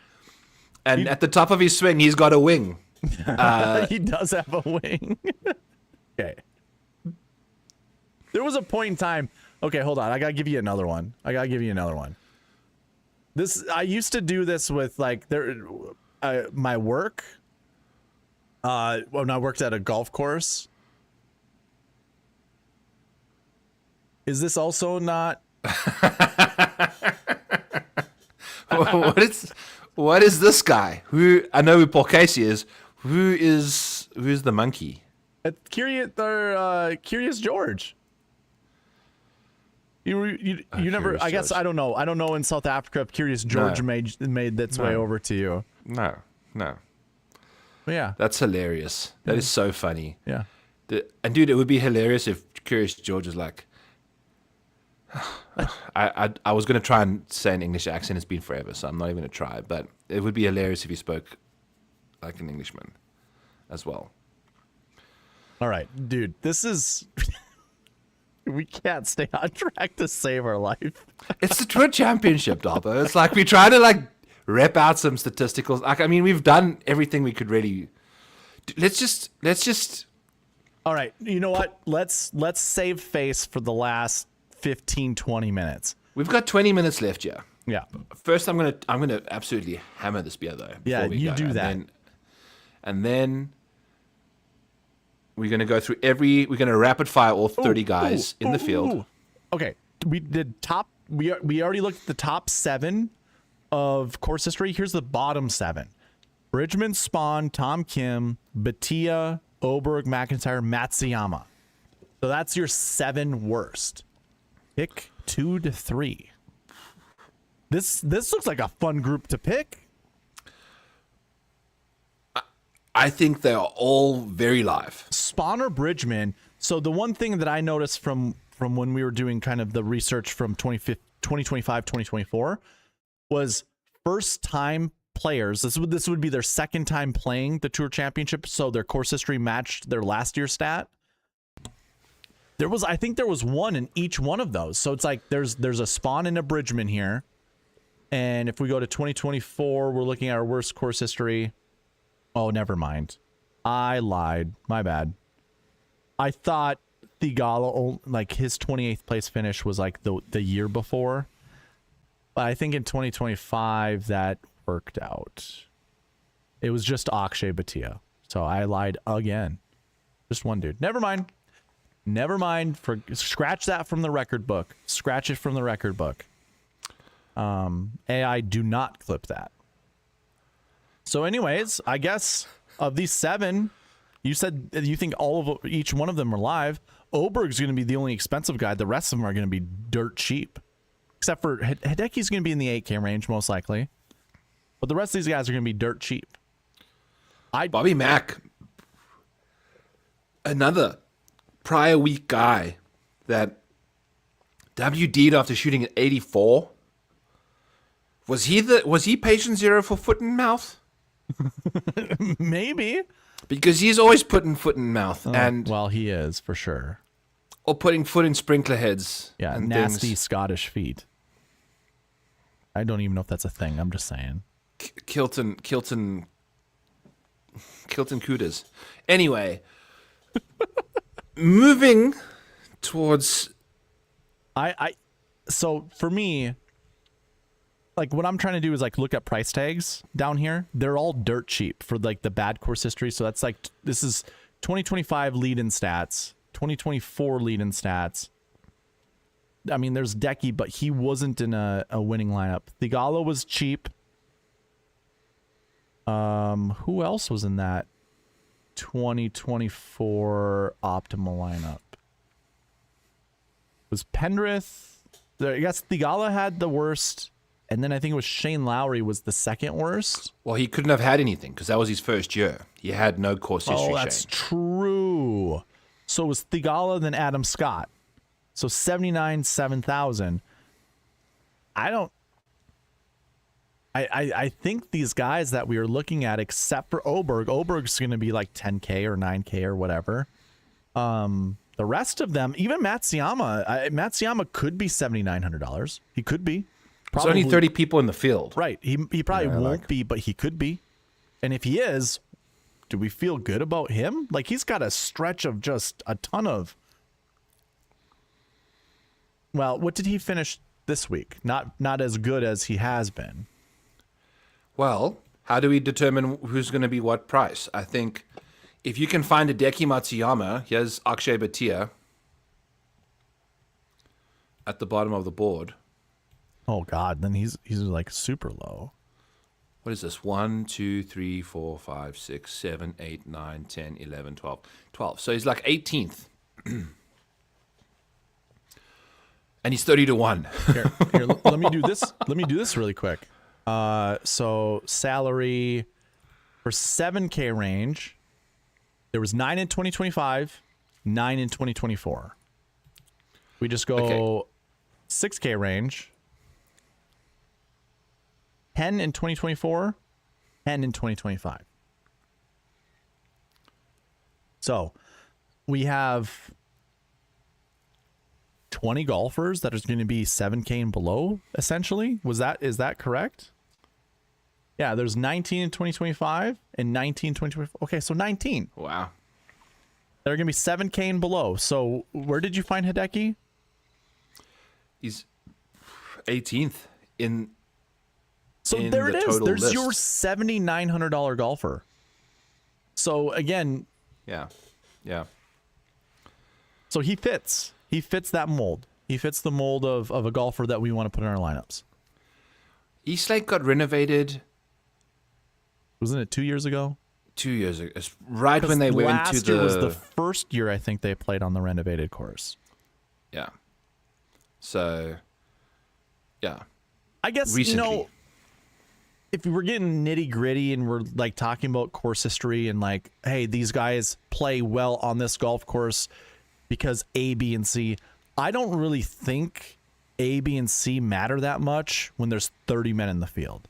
I think it's a location thing. I think it's the end of the year thing. I think there are more that goes into why these golfers play this course well, but outside of the renovations that were made. Like, you'd have to really lengthen the golf course or really shorten the golf course for this golf course to lose its personality. If we're putting chocolate drops in there, if we're adding more bunkers, if we're doing, all these other like aesthetic type of things that if the guy hits the fairway, the guy hits the fairway, right? unless you put a brick wall in the middle of the fairway, nobody cares what other renovations happen. It's Eastlake. It's Atlanta. It's like, it's the same shit every single year. Renovations to me don't really make sense. Or I don't really care about renovations.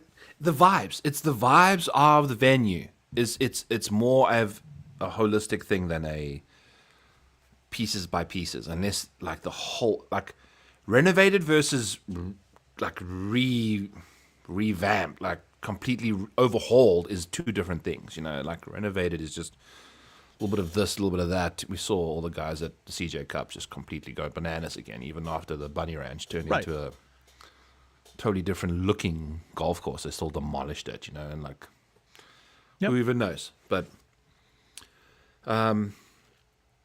yeah, choose 3 though, I guess. I will say this: these leading stats for the course history guys.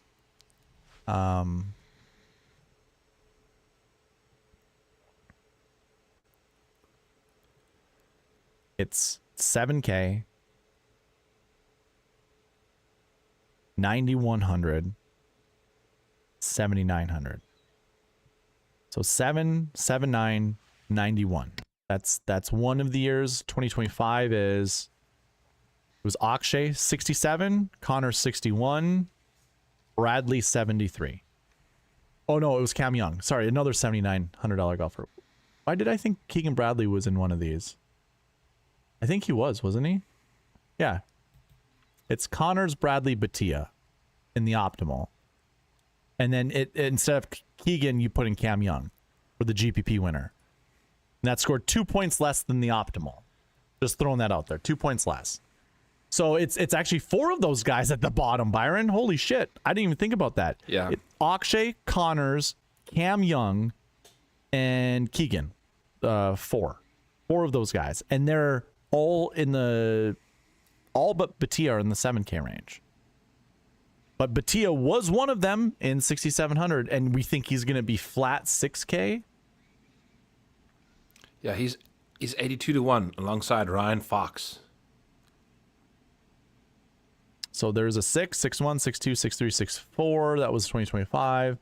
2024 was 6, 6-1, 6-2, 6-3, 6. So it's consistent. So that's what we're going to see. And your odds board's going to show us who the low... Yeah, so it'll be Ryan likely Akshay is 6K, Fox, Fitzpatrick, Wrighton, Smalley, Adam Scott, Tom Kim, and Mooley. How did Mooley make it to the Tour Championship?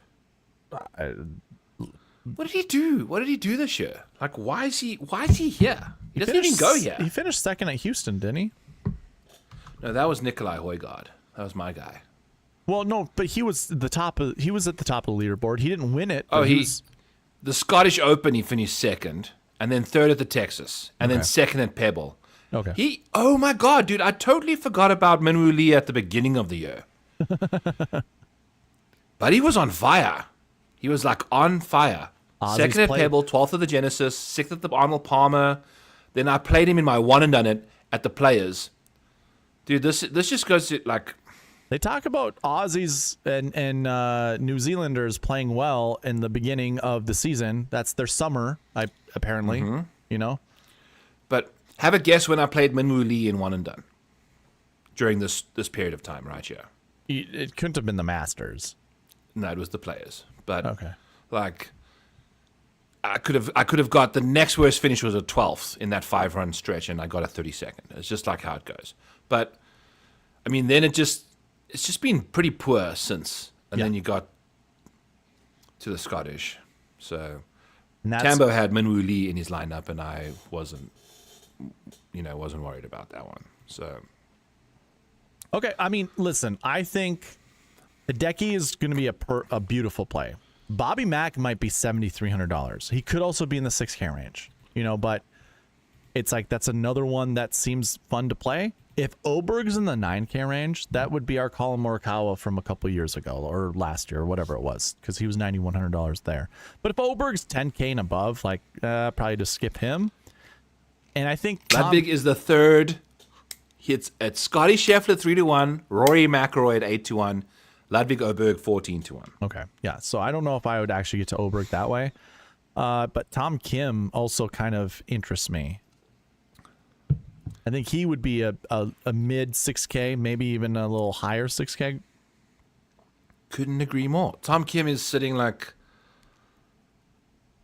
It's Adam Scott, Alex Smalley, Wrighton Fitzpatrick, Ryan Fox, and Akshay Bhatia beneath Tom Kim on the odds board. Oh, okay. So yeah, he might be $6,700. Mm-hmm.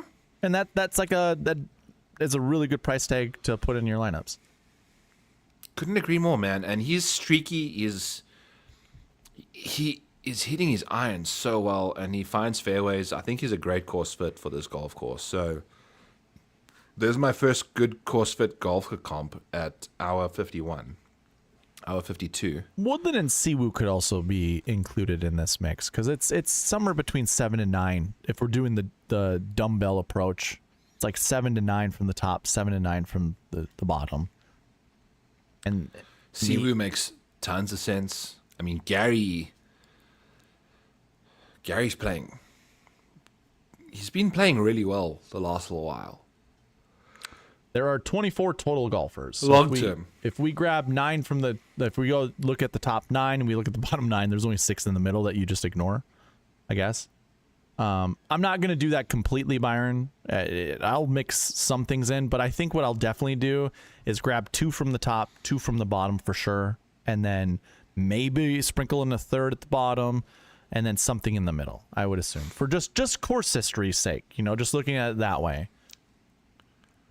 And for some lineups, right? Not for every single lineup you're going to do. Correct. It's like you got to pick and choose your battles. And let's go down. Here's your middle. Yeah. I just want to tell you who your middle is. It's Fleetwood. So this is 8: Fleetwood, Hovland, Scott, Young, Cantlay, Fitzpatrick, Morikawa, Burns. That's your middle. It seems scarier to fade. Like, I almost want to play at least 2 of these guys because they're just good.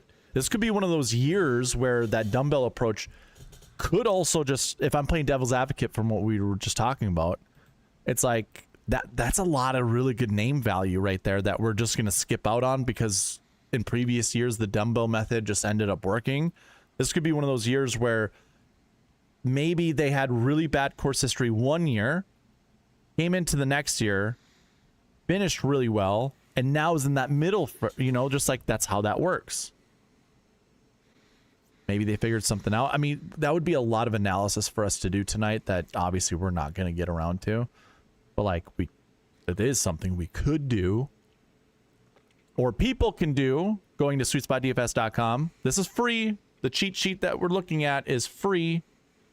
So you guys can go do that. I guess the lead-in stats we're looking at. Sorry, you do have to pay for this to look at it this way. But anyways, your stuff is so expensive, Darbo. Oh yeah, your stuff. Like I'm like thinking about You can't go check out Sweet Spot DFS, people. It's ultra affordable, and then get involved with what Darbo gets up to during the week. Awesome streams, uses the bucket system, explained like we haven't even got into the bucket system of everything. It's a weird week for the bucket system, I'd imagine, with only 30 people, goofy stuff. Yeah, but for sure. Usually every week you have fantastic information with regards to the bucket system. Not that that's going to change from good information this week, but the bucket system kind of, any process you have for any golf tournament is likely going to be tested this week because of the 30-man field. So I will say the bucket. Okay, yes, the bucket system does get a little funky because it goes by increments of 20, and if there's only 30 people in a tour championship, it's like you're only looking at 2 buckets usually, or 3 if there's if no one has played the week before or the year before. That's where you'll get into the weirdness of that. But I still imagine the projections that I'm going to have for the week are still going to be like 100% because like a 30-man field is just easy to get around to that.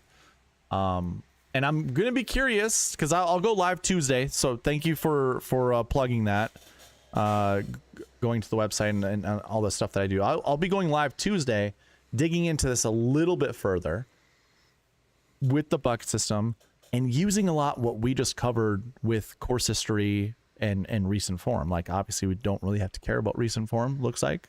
Some of the worst recent form golfers play well at this event. In the field. You can worst recent form golfers in the field. Yeah. Right. I think you can go... This is like when there's a 30-man field, you can have your projections, but at the end of the day, it's like, what combination of 6 golfers can you put together that makes sense? Yeah. You know, that's more so this week than I think ever. And curious for the last couple minutes here. Yes, sir. What amount of money on the table is okay during Tour Championship? Like, can we take a look at some of the best lineups and see, okay, like, is there are all the top lineups in Sweet Spot DFS going to be 49.5, or are they going to be like 48.7s, 48.6s, like, you know, kind of ruling the roost? Let's look at it right now. So Fantasy Tools, historic salary builds on sweetspotdfs.com. This little box down here, Byron, will show us the money used, so we can actually sort by this. And we can use the years that it looks like, or we can just sort by years. I mean, it might be best just to sort by years, just to see what it looks like, at least for the last 2 years. And then, you know, the starting strokes will be, the starting strokes will be 2023 and beyond. But if we just look at 2025, 2024, $700 for the optimal lineup. And if you recall, I just said that the GPP winner was 2 points less than the optimal. So it's also one of those indicators that, hey, if you build the optimal lineup, you're going to take down a GPP. Obviously, it's a perfect lineup. But the GPP was 2 points off of the optimal. So in order to take down that GPP, you had to build the optimal. You had to. But 700 is the most, Byron. Yeah. Just in the 2 years that we can kind of compare. It's not as much as you think, actually. It is not as much as you think. It was only for the optimal lineup last year, but the GPP winner only left $100 on the table. And if we go down to 2024, 50,000 was used, so $0 on the table. And it's just, it is definitely how you build your lineups it's gonna matter the most. Completely fade Scotty if he's over 14,000. It's just not gonna work out. It's not gonna work out. Don't do it. I also have total ownership, so that's also gonna be one of those things that if you're really caring about, it's gonna be ridiculous because of the 30-man field. Everyone's gonna have very similar lineups. Ownership's gonna be huge, so it's not even a cumulative ownership that you have to worry about this week. Yeah, 128. It's more so combinations, really. Right. Yeah. I mean, if you wanted to win the most money possible, shoot for the optimal. That's just the easiest way to do it. Shoot for the optimal. Let's go. But yeah, I mean, the whole history of this thing, when there was even starting strokes, let's just say 2 of those events. How many do we have? There's 24 total lineups that I keep track of for the Tour Championship. 2 of them didn't use at least 49,000 and above. And then if we really look, it's 1, 2, 3, 4, 5, 6 lineups out of 24 didn't use at least 49.6 and above of salary. So it's definitely not a week to leave a lot of money on the table. Just on average. Boom. I mean, if you spent an hour and 60 minutes listening to us. Hour and 60 minutes. I love that. An hour and 60 minutes. That is probably your most important information you heard. And it's probably contrary to logic, with such a small field. So the way they price them, starting 6, 6-1, 6-2, 6-3, kind of get right into the 7s pretty quickly, is interesting. I also want to shout out... Yeah. Go ahead. Oh, yeah, the 9-iron instead of a 6-iron. That's what it was. I don't know. I can't remember what this is exactly referring to. So Paul Casey hits a shot. It's this meme. I don't know, or it's this video that you see. He goes,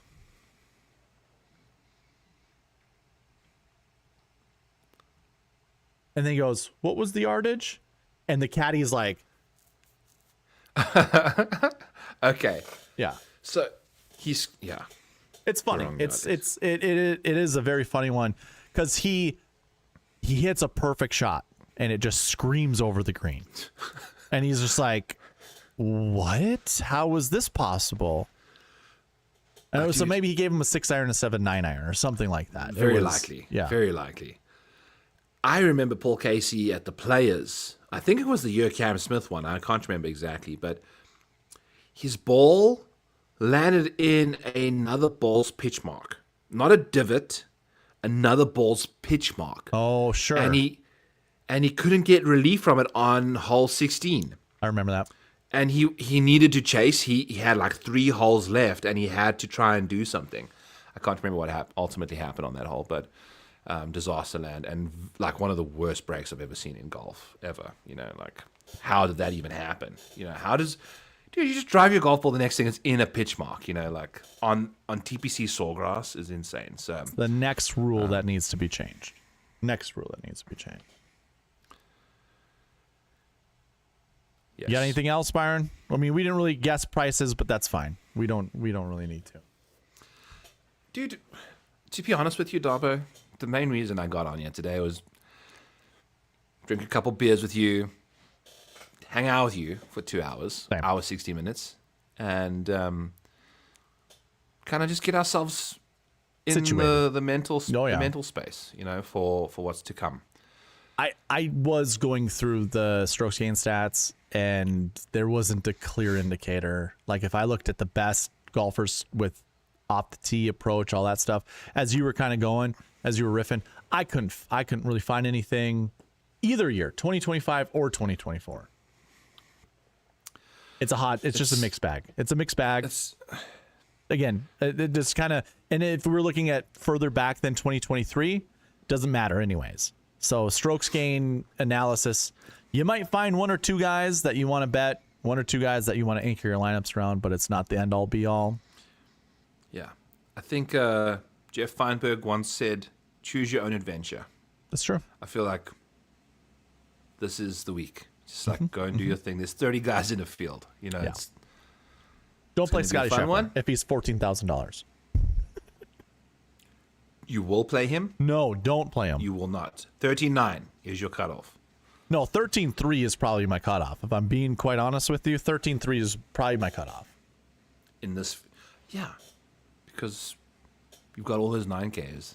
There's actually a thing I did during cheat the Open sheeters. Championship like analysis where Scotty Scheffler, when he's over $13,000, is almost always successful when there's a 5K range.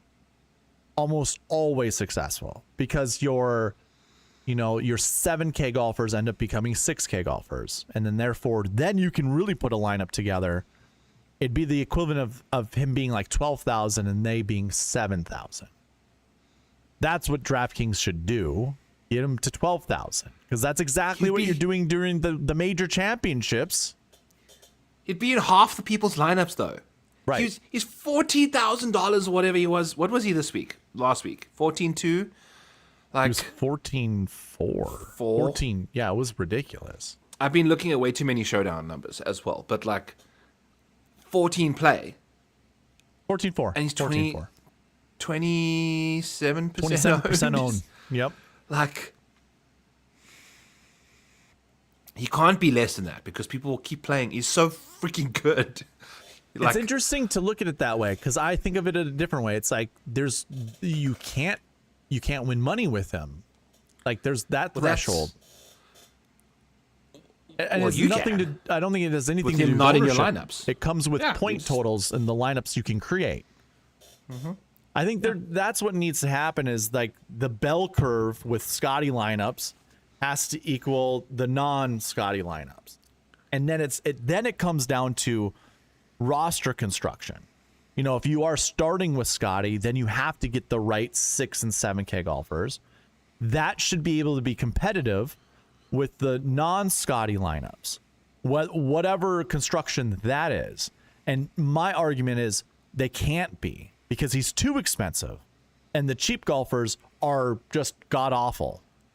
So you can't even pair him up with anyone even remotely good enough to compete with your quote unquote balanced builds.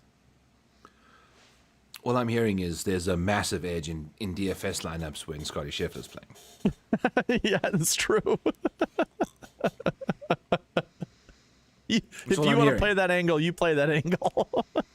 You playing your fiddle to DraftKings all the time because you're trying to get them to make him like be 55% owned. What is going to be worse? Are you basically going to just... Didn't they do this thing where they took him out of the whole mix and they just like removed him? A non-Scotty Scheffler?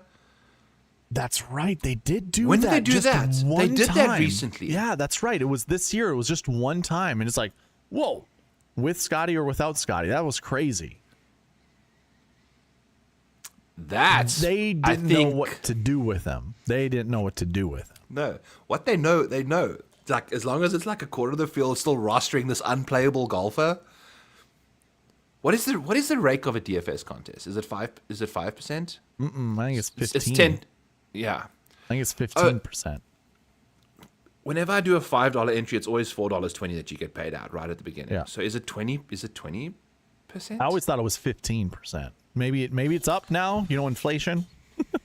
Inflation, this economy. Yeah. So, right.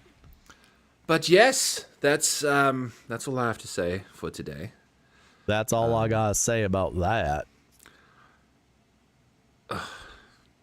I saw a Shane Gillis SNL skit where he was like at a high school reunion and he was in Bubba's class.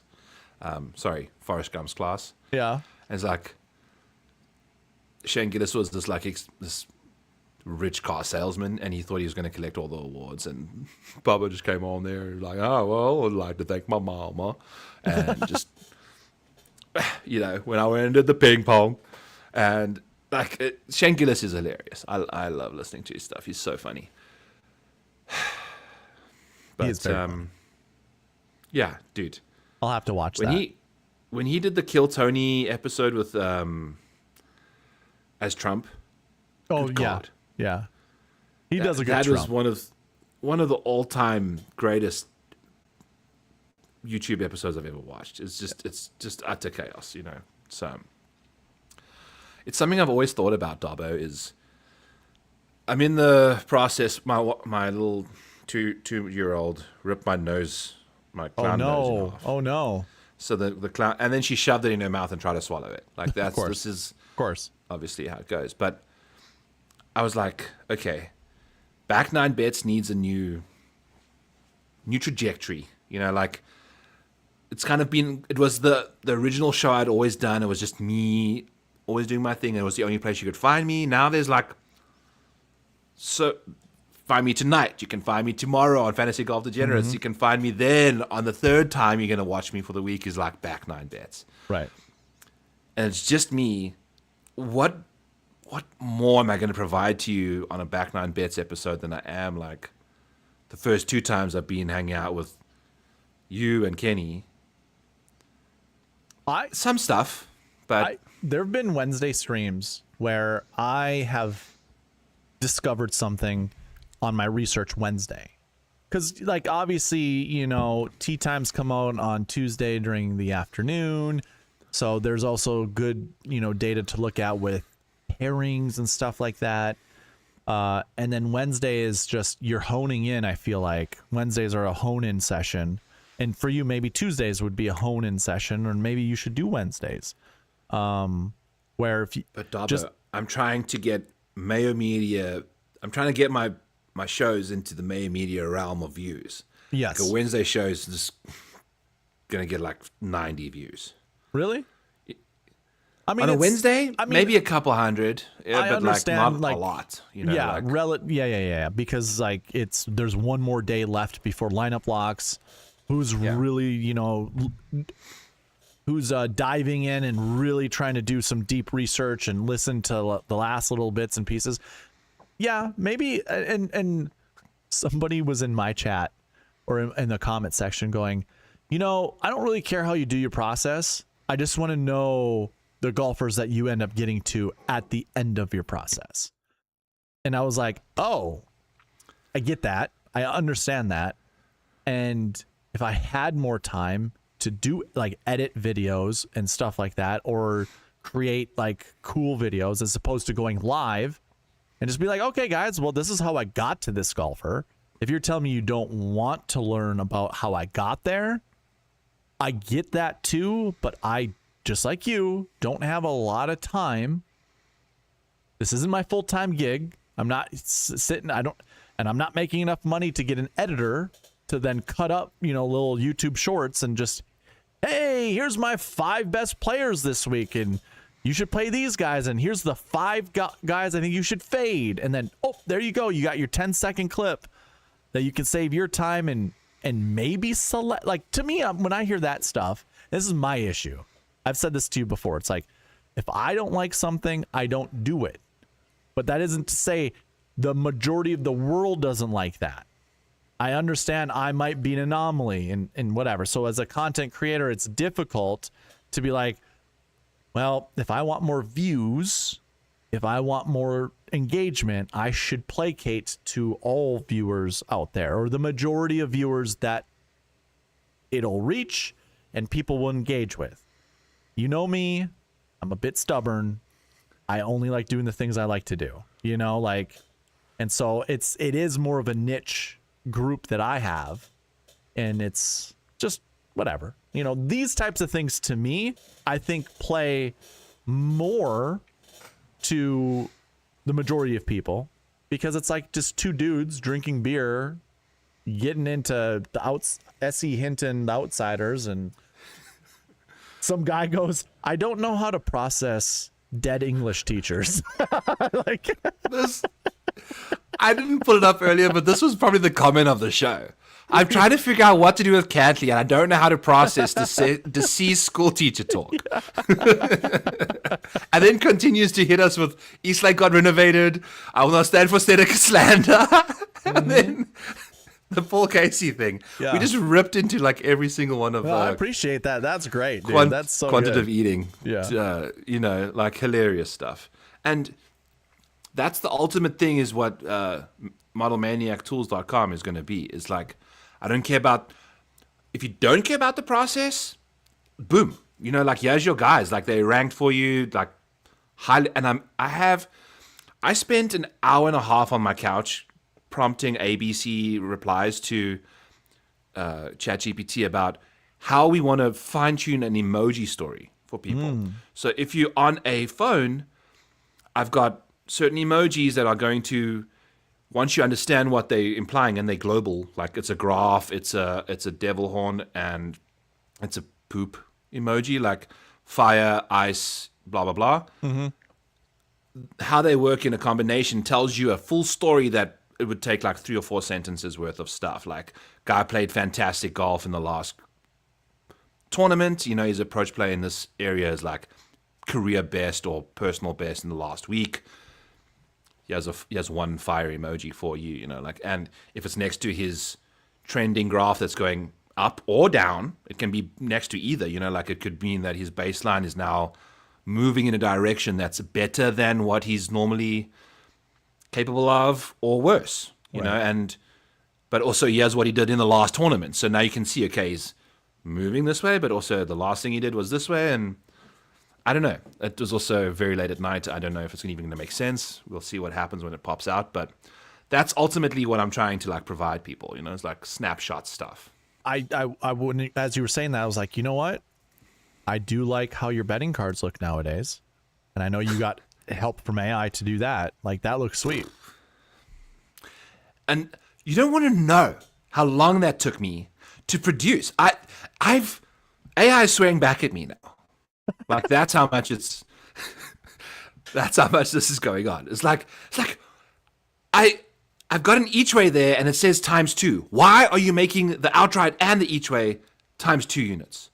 Can't you get that through your thick skull that I don't want to do 4 units, I want to just do 1 and 1, but no, it just, there's certain things, and it keeps wanting to add cheesy lines to my like graphics, and I'm like, stop that. I want objective analysis. Byron, hold on. ChatGPT. I gotta tell you. Okay, hold on. Just wait. Also, my headphone is dying, and I don't know where the other one is. So if I stop hearing you at some point, this is why. Okay.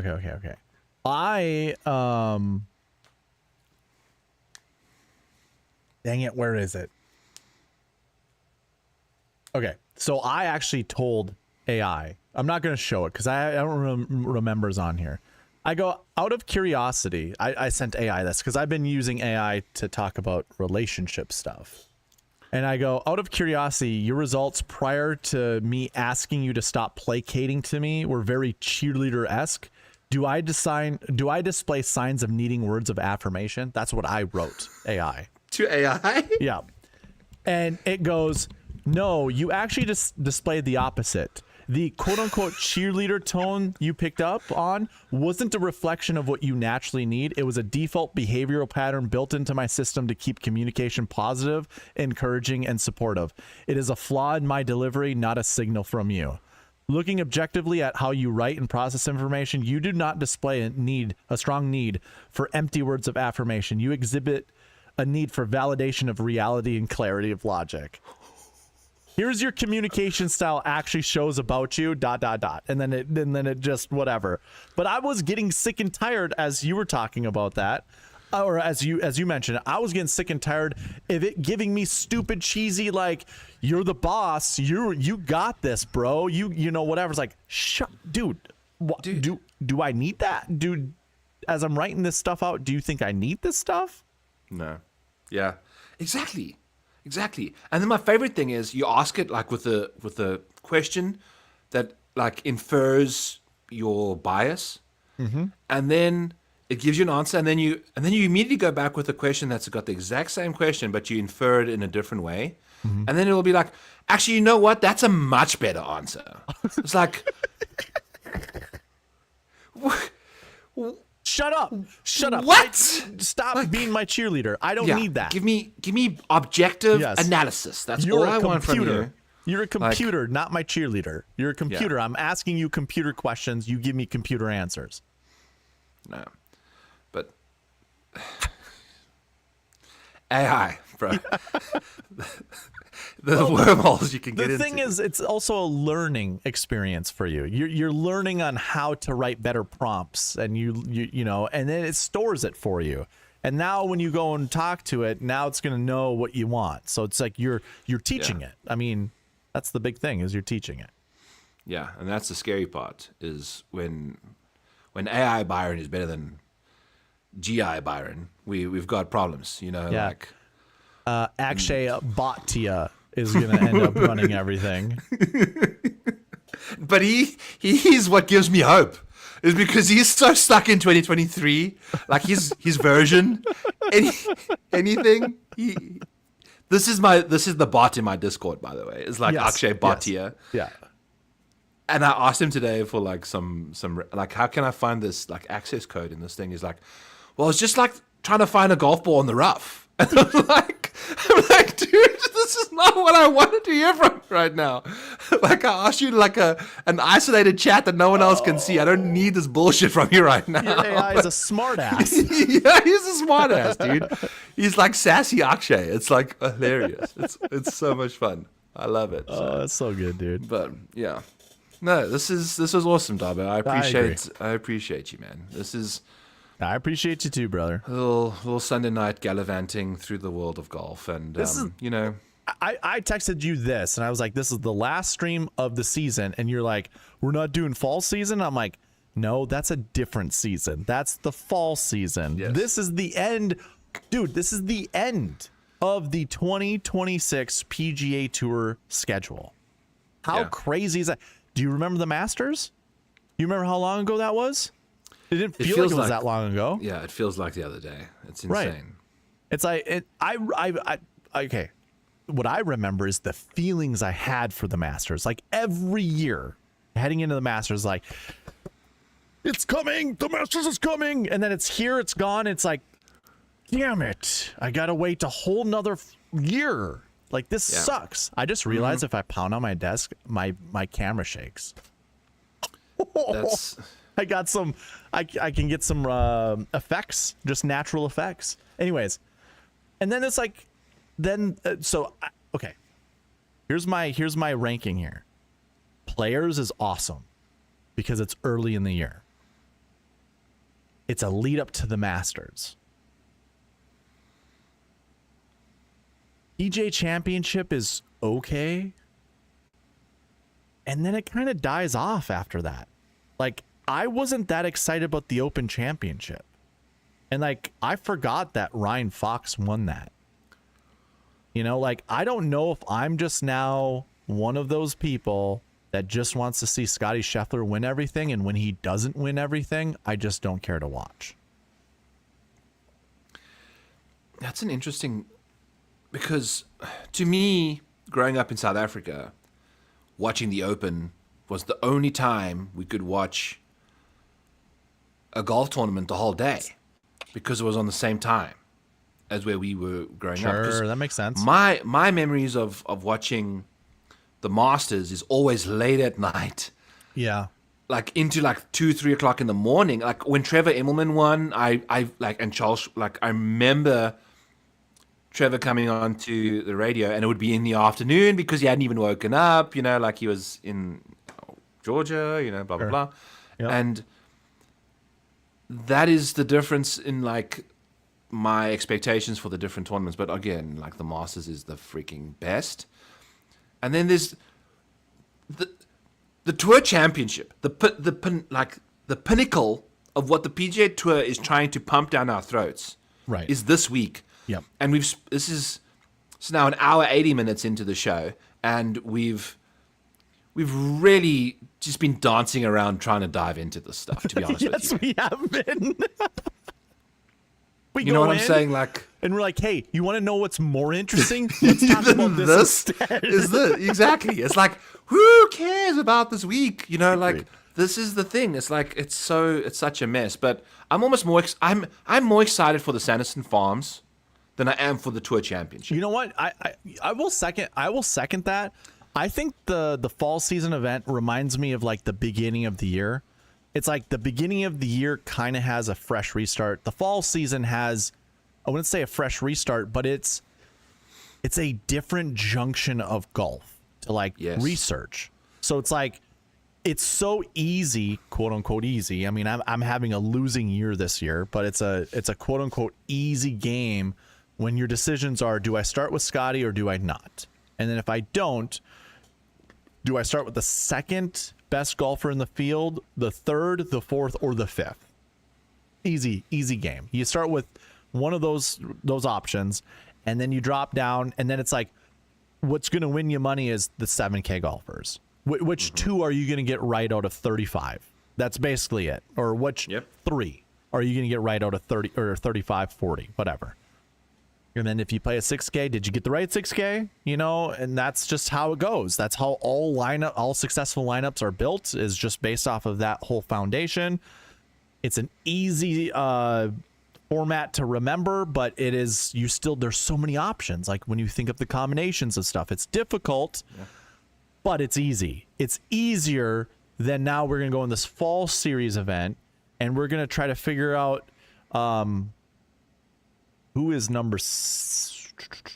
trying to think of who's like in 70 and up.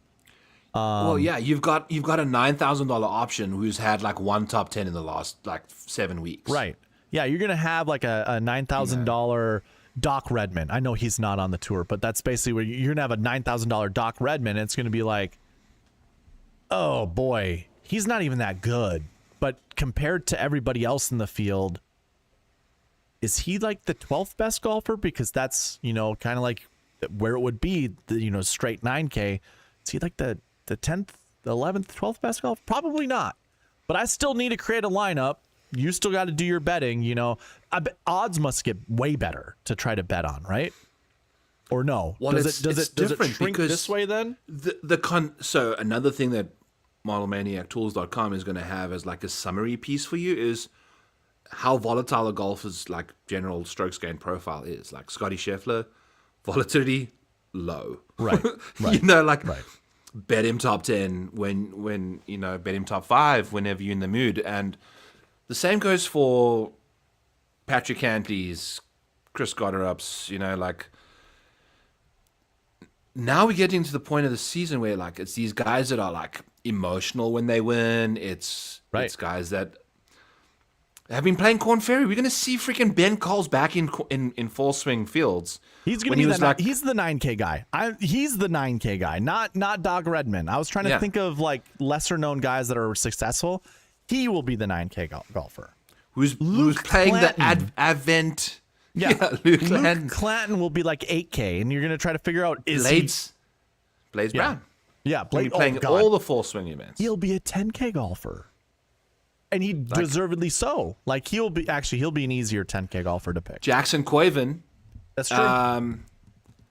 Did he qualify? Because he made it to the playoffs, top 70, but I don't think he made it to top 50. So he's no Siggies. So Shane Lowry's going to have to play a couple fall events if he wants to try and qualify for signature events in the new year. So the way they've got this fall swing set up for the following year, they've got that part figured. Unfortunately, we got to deal with this dick stepping in the middle of it. Just I don't know what the hell we call this playoff event, but it is what it is. We've been just no one wants to talk about it. So. Well, you and I will probably go live in 3 weeks from now, 4 weeks, something like that. You're going to have a new child. Never mind. I am going to have a new child and an old child at the same time now. So. I wasn't thinking you were trading one in for a new one. I wish. I'm joking. The old child brings me so much joy. You love Piper. I love Piper. So I'm excited for my wife to be my new wife again because this current old wife is just dude. The final weeks of pregnancy is I said this to Caitlin the other day. It's I realize how amazing you are 99% of the time because these last couple weeks of your pregnancy, you are almost borderline pathetic. You are useless compared to what you usually put out. From a efficiency standpoint in life, you just don't have it right now. You just give up on stuff so quickly and but she's carrying this thing that is kicking. Yeah. Kicking and squirming inside of her, man. It's this hard human inside there. And it's just it's unbelievable. It's unbelievable. And, women are just incredible in that respect. So looking forward to sleeping for 3 nights on a nice hard couch in Mercy West. And that's the next, could be any day now. This upcoming weekend, I know we could talk about this off stream. I don't know how much time you still have, but we should get if we can do this next week in golfing, I have it open. So, well, you'd have to come down, yeah. I will come down there. I will come down there. Yeah. We'll see. I know. Okay. I'll run it by the Queen in the morning. See what she says, but I'll get a hotel if I can't stay at your place. That's fine. I know, dude. The whole point of our new place is beautiful now. You can stay here nicely. I just showed you the bed. So, all right. Yeah, but all right. Let's just sign off. We'll see. We've this was such a hang. This was such a hang. Yeah. So yeah. We appreciate you all. Check Absolutely. out DFS. All those that are still watching, I think I got 5 people on my side still watching. 7 people watching still. Damn. I've got 360 because it never removes what tuned in on Twitter. I don't think. It just sure. There, so I don't even know. So I see. But initially, my brain was okay, we've got to keep the energy up because we've got a lot of people watching. And then I remembered it was okay, this is not ever going down. So it's probably the same 2 people that originally started. So we can keep it chill. But cool. Yeah, no, I appreciate you, my friend. I appreciate all of you guys. We appreciate all of you guys for tuning in. And we'll be doing this in the fall. And it may be I think there will be way more interesting analytical conversation. And it'll start at 8 o'clock because as the sun goes down, I won't be out on the golf course trying to still, play. Make it into the 3M Open next year. Right. So I think I might have one more year to try that until it becomes a Challenger Tour type of thing, and then there's no qualifiers for it anymore. Well, we need to make that happen, dude. We need to make that happen. That'd be so cool. That'd be so cool. And We're gonna try. Want to shout out Fantasy Football Garage. Go check him out. Nice. Fantastic. Great logo too, by the way. That's a sweet logo. Yeah. Buddy's leveling up in every. It's wonderful to see. Love everything going on in Fantasy Football Garage, which is turning into Fantasy Football Guru Raj over there. So check it out over there. Lots of good stuff to come. Try to get him on the show. I'll have Keith Stewart on for Back Nine Bets this week. Really? Not Keith Stewart, Keith Fleming. Good God. My bad, Keith. One of the Keiths, Keith Fleming, will be on. He's an Atlanta boy, so he'll be down there, Fantasy Six Pack, doing his thing. So, all right, we're going to be doing Hacking It in Hollywood with The Sopranos. You haven't done one of those in a while. No, I had a chat with Pat Mayo and about some stuff to potentially show up at some point in the future about some stuff that it's not even on Mayo Media, but realized some stuff about Back Nine Bets. Need to move in a different direction, and I think Hacking It in Hollywood is going to be a nice way to kind of love it, change things up a little bit there. So Keith's a big fan of the Sopranos, and we'll be doing the Sopranos as Hacking It in Hollywood this week. I still have the Dexter background stuff. You still have the Dexter background, exactly. I completely forgot about that. Yeah, so it was a good time. We'll have to maybe do that We'll have to do another series of that sort. Oh yeah. Awesome. I need to pee. All right, Byron. All right, brother. Thank you for a fun show. Thank you.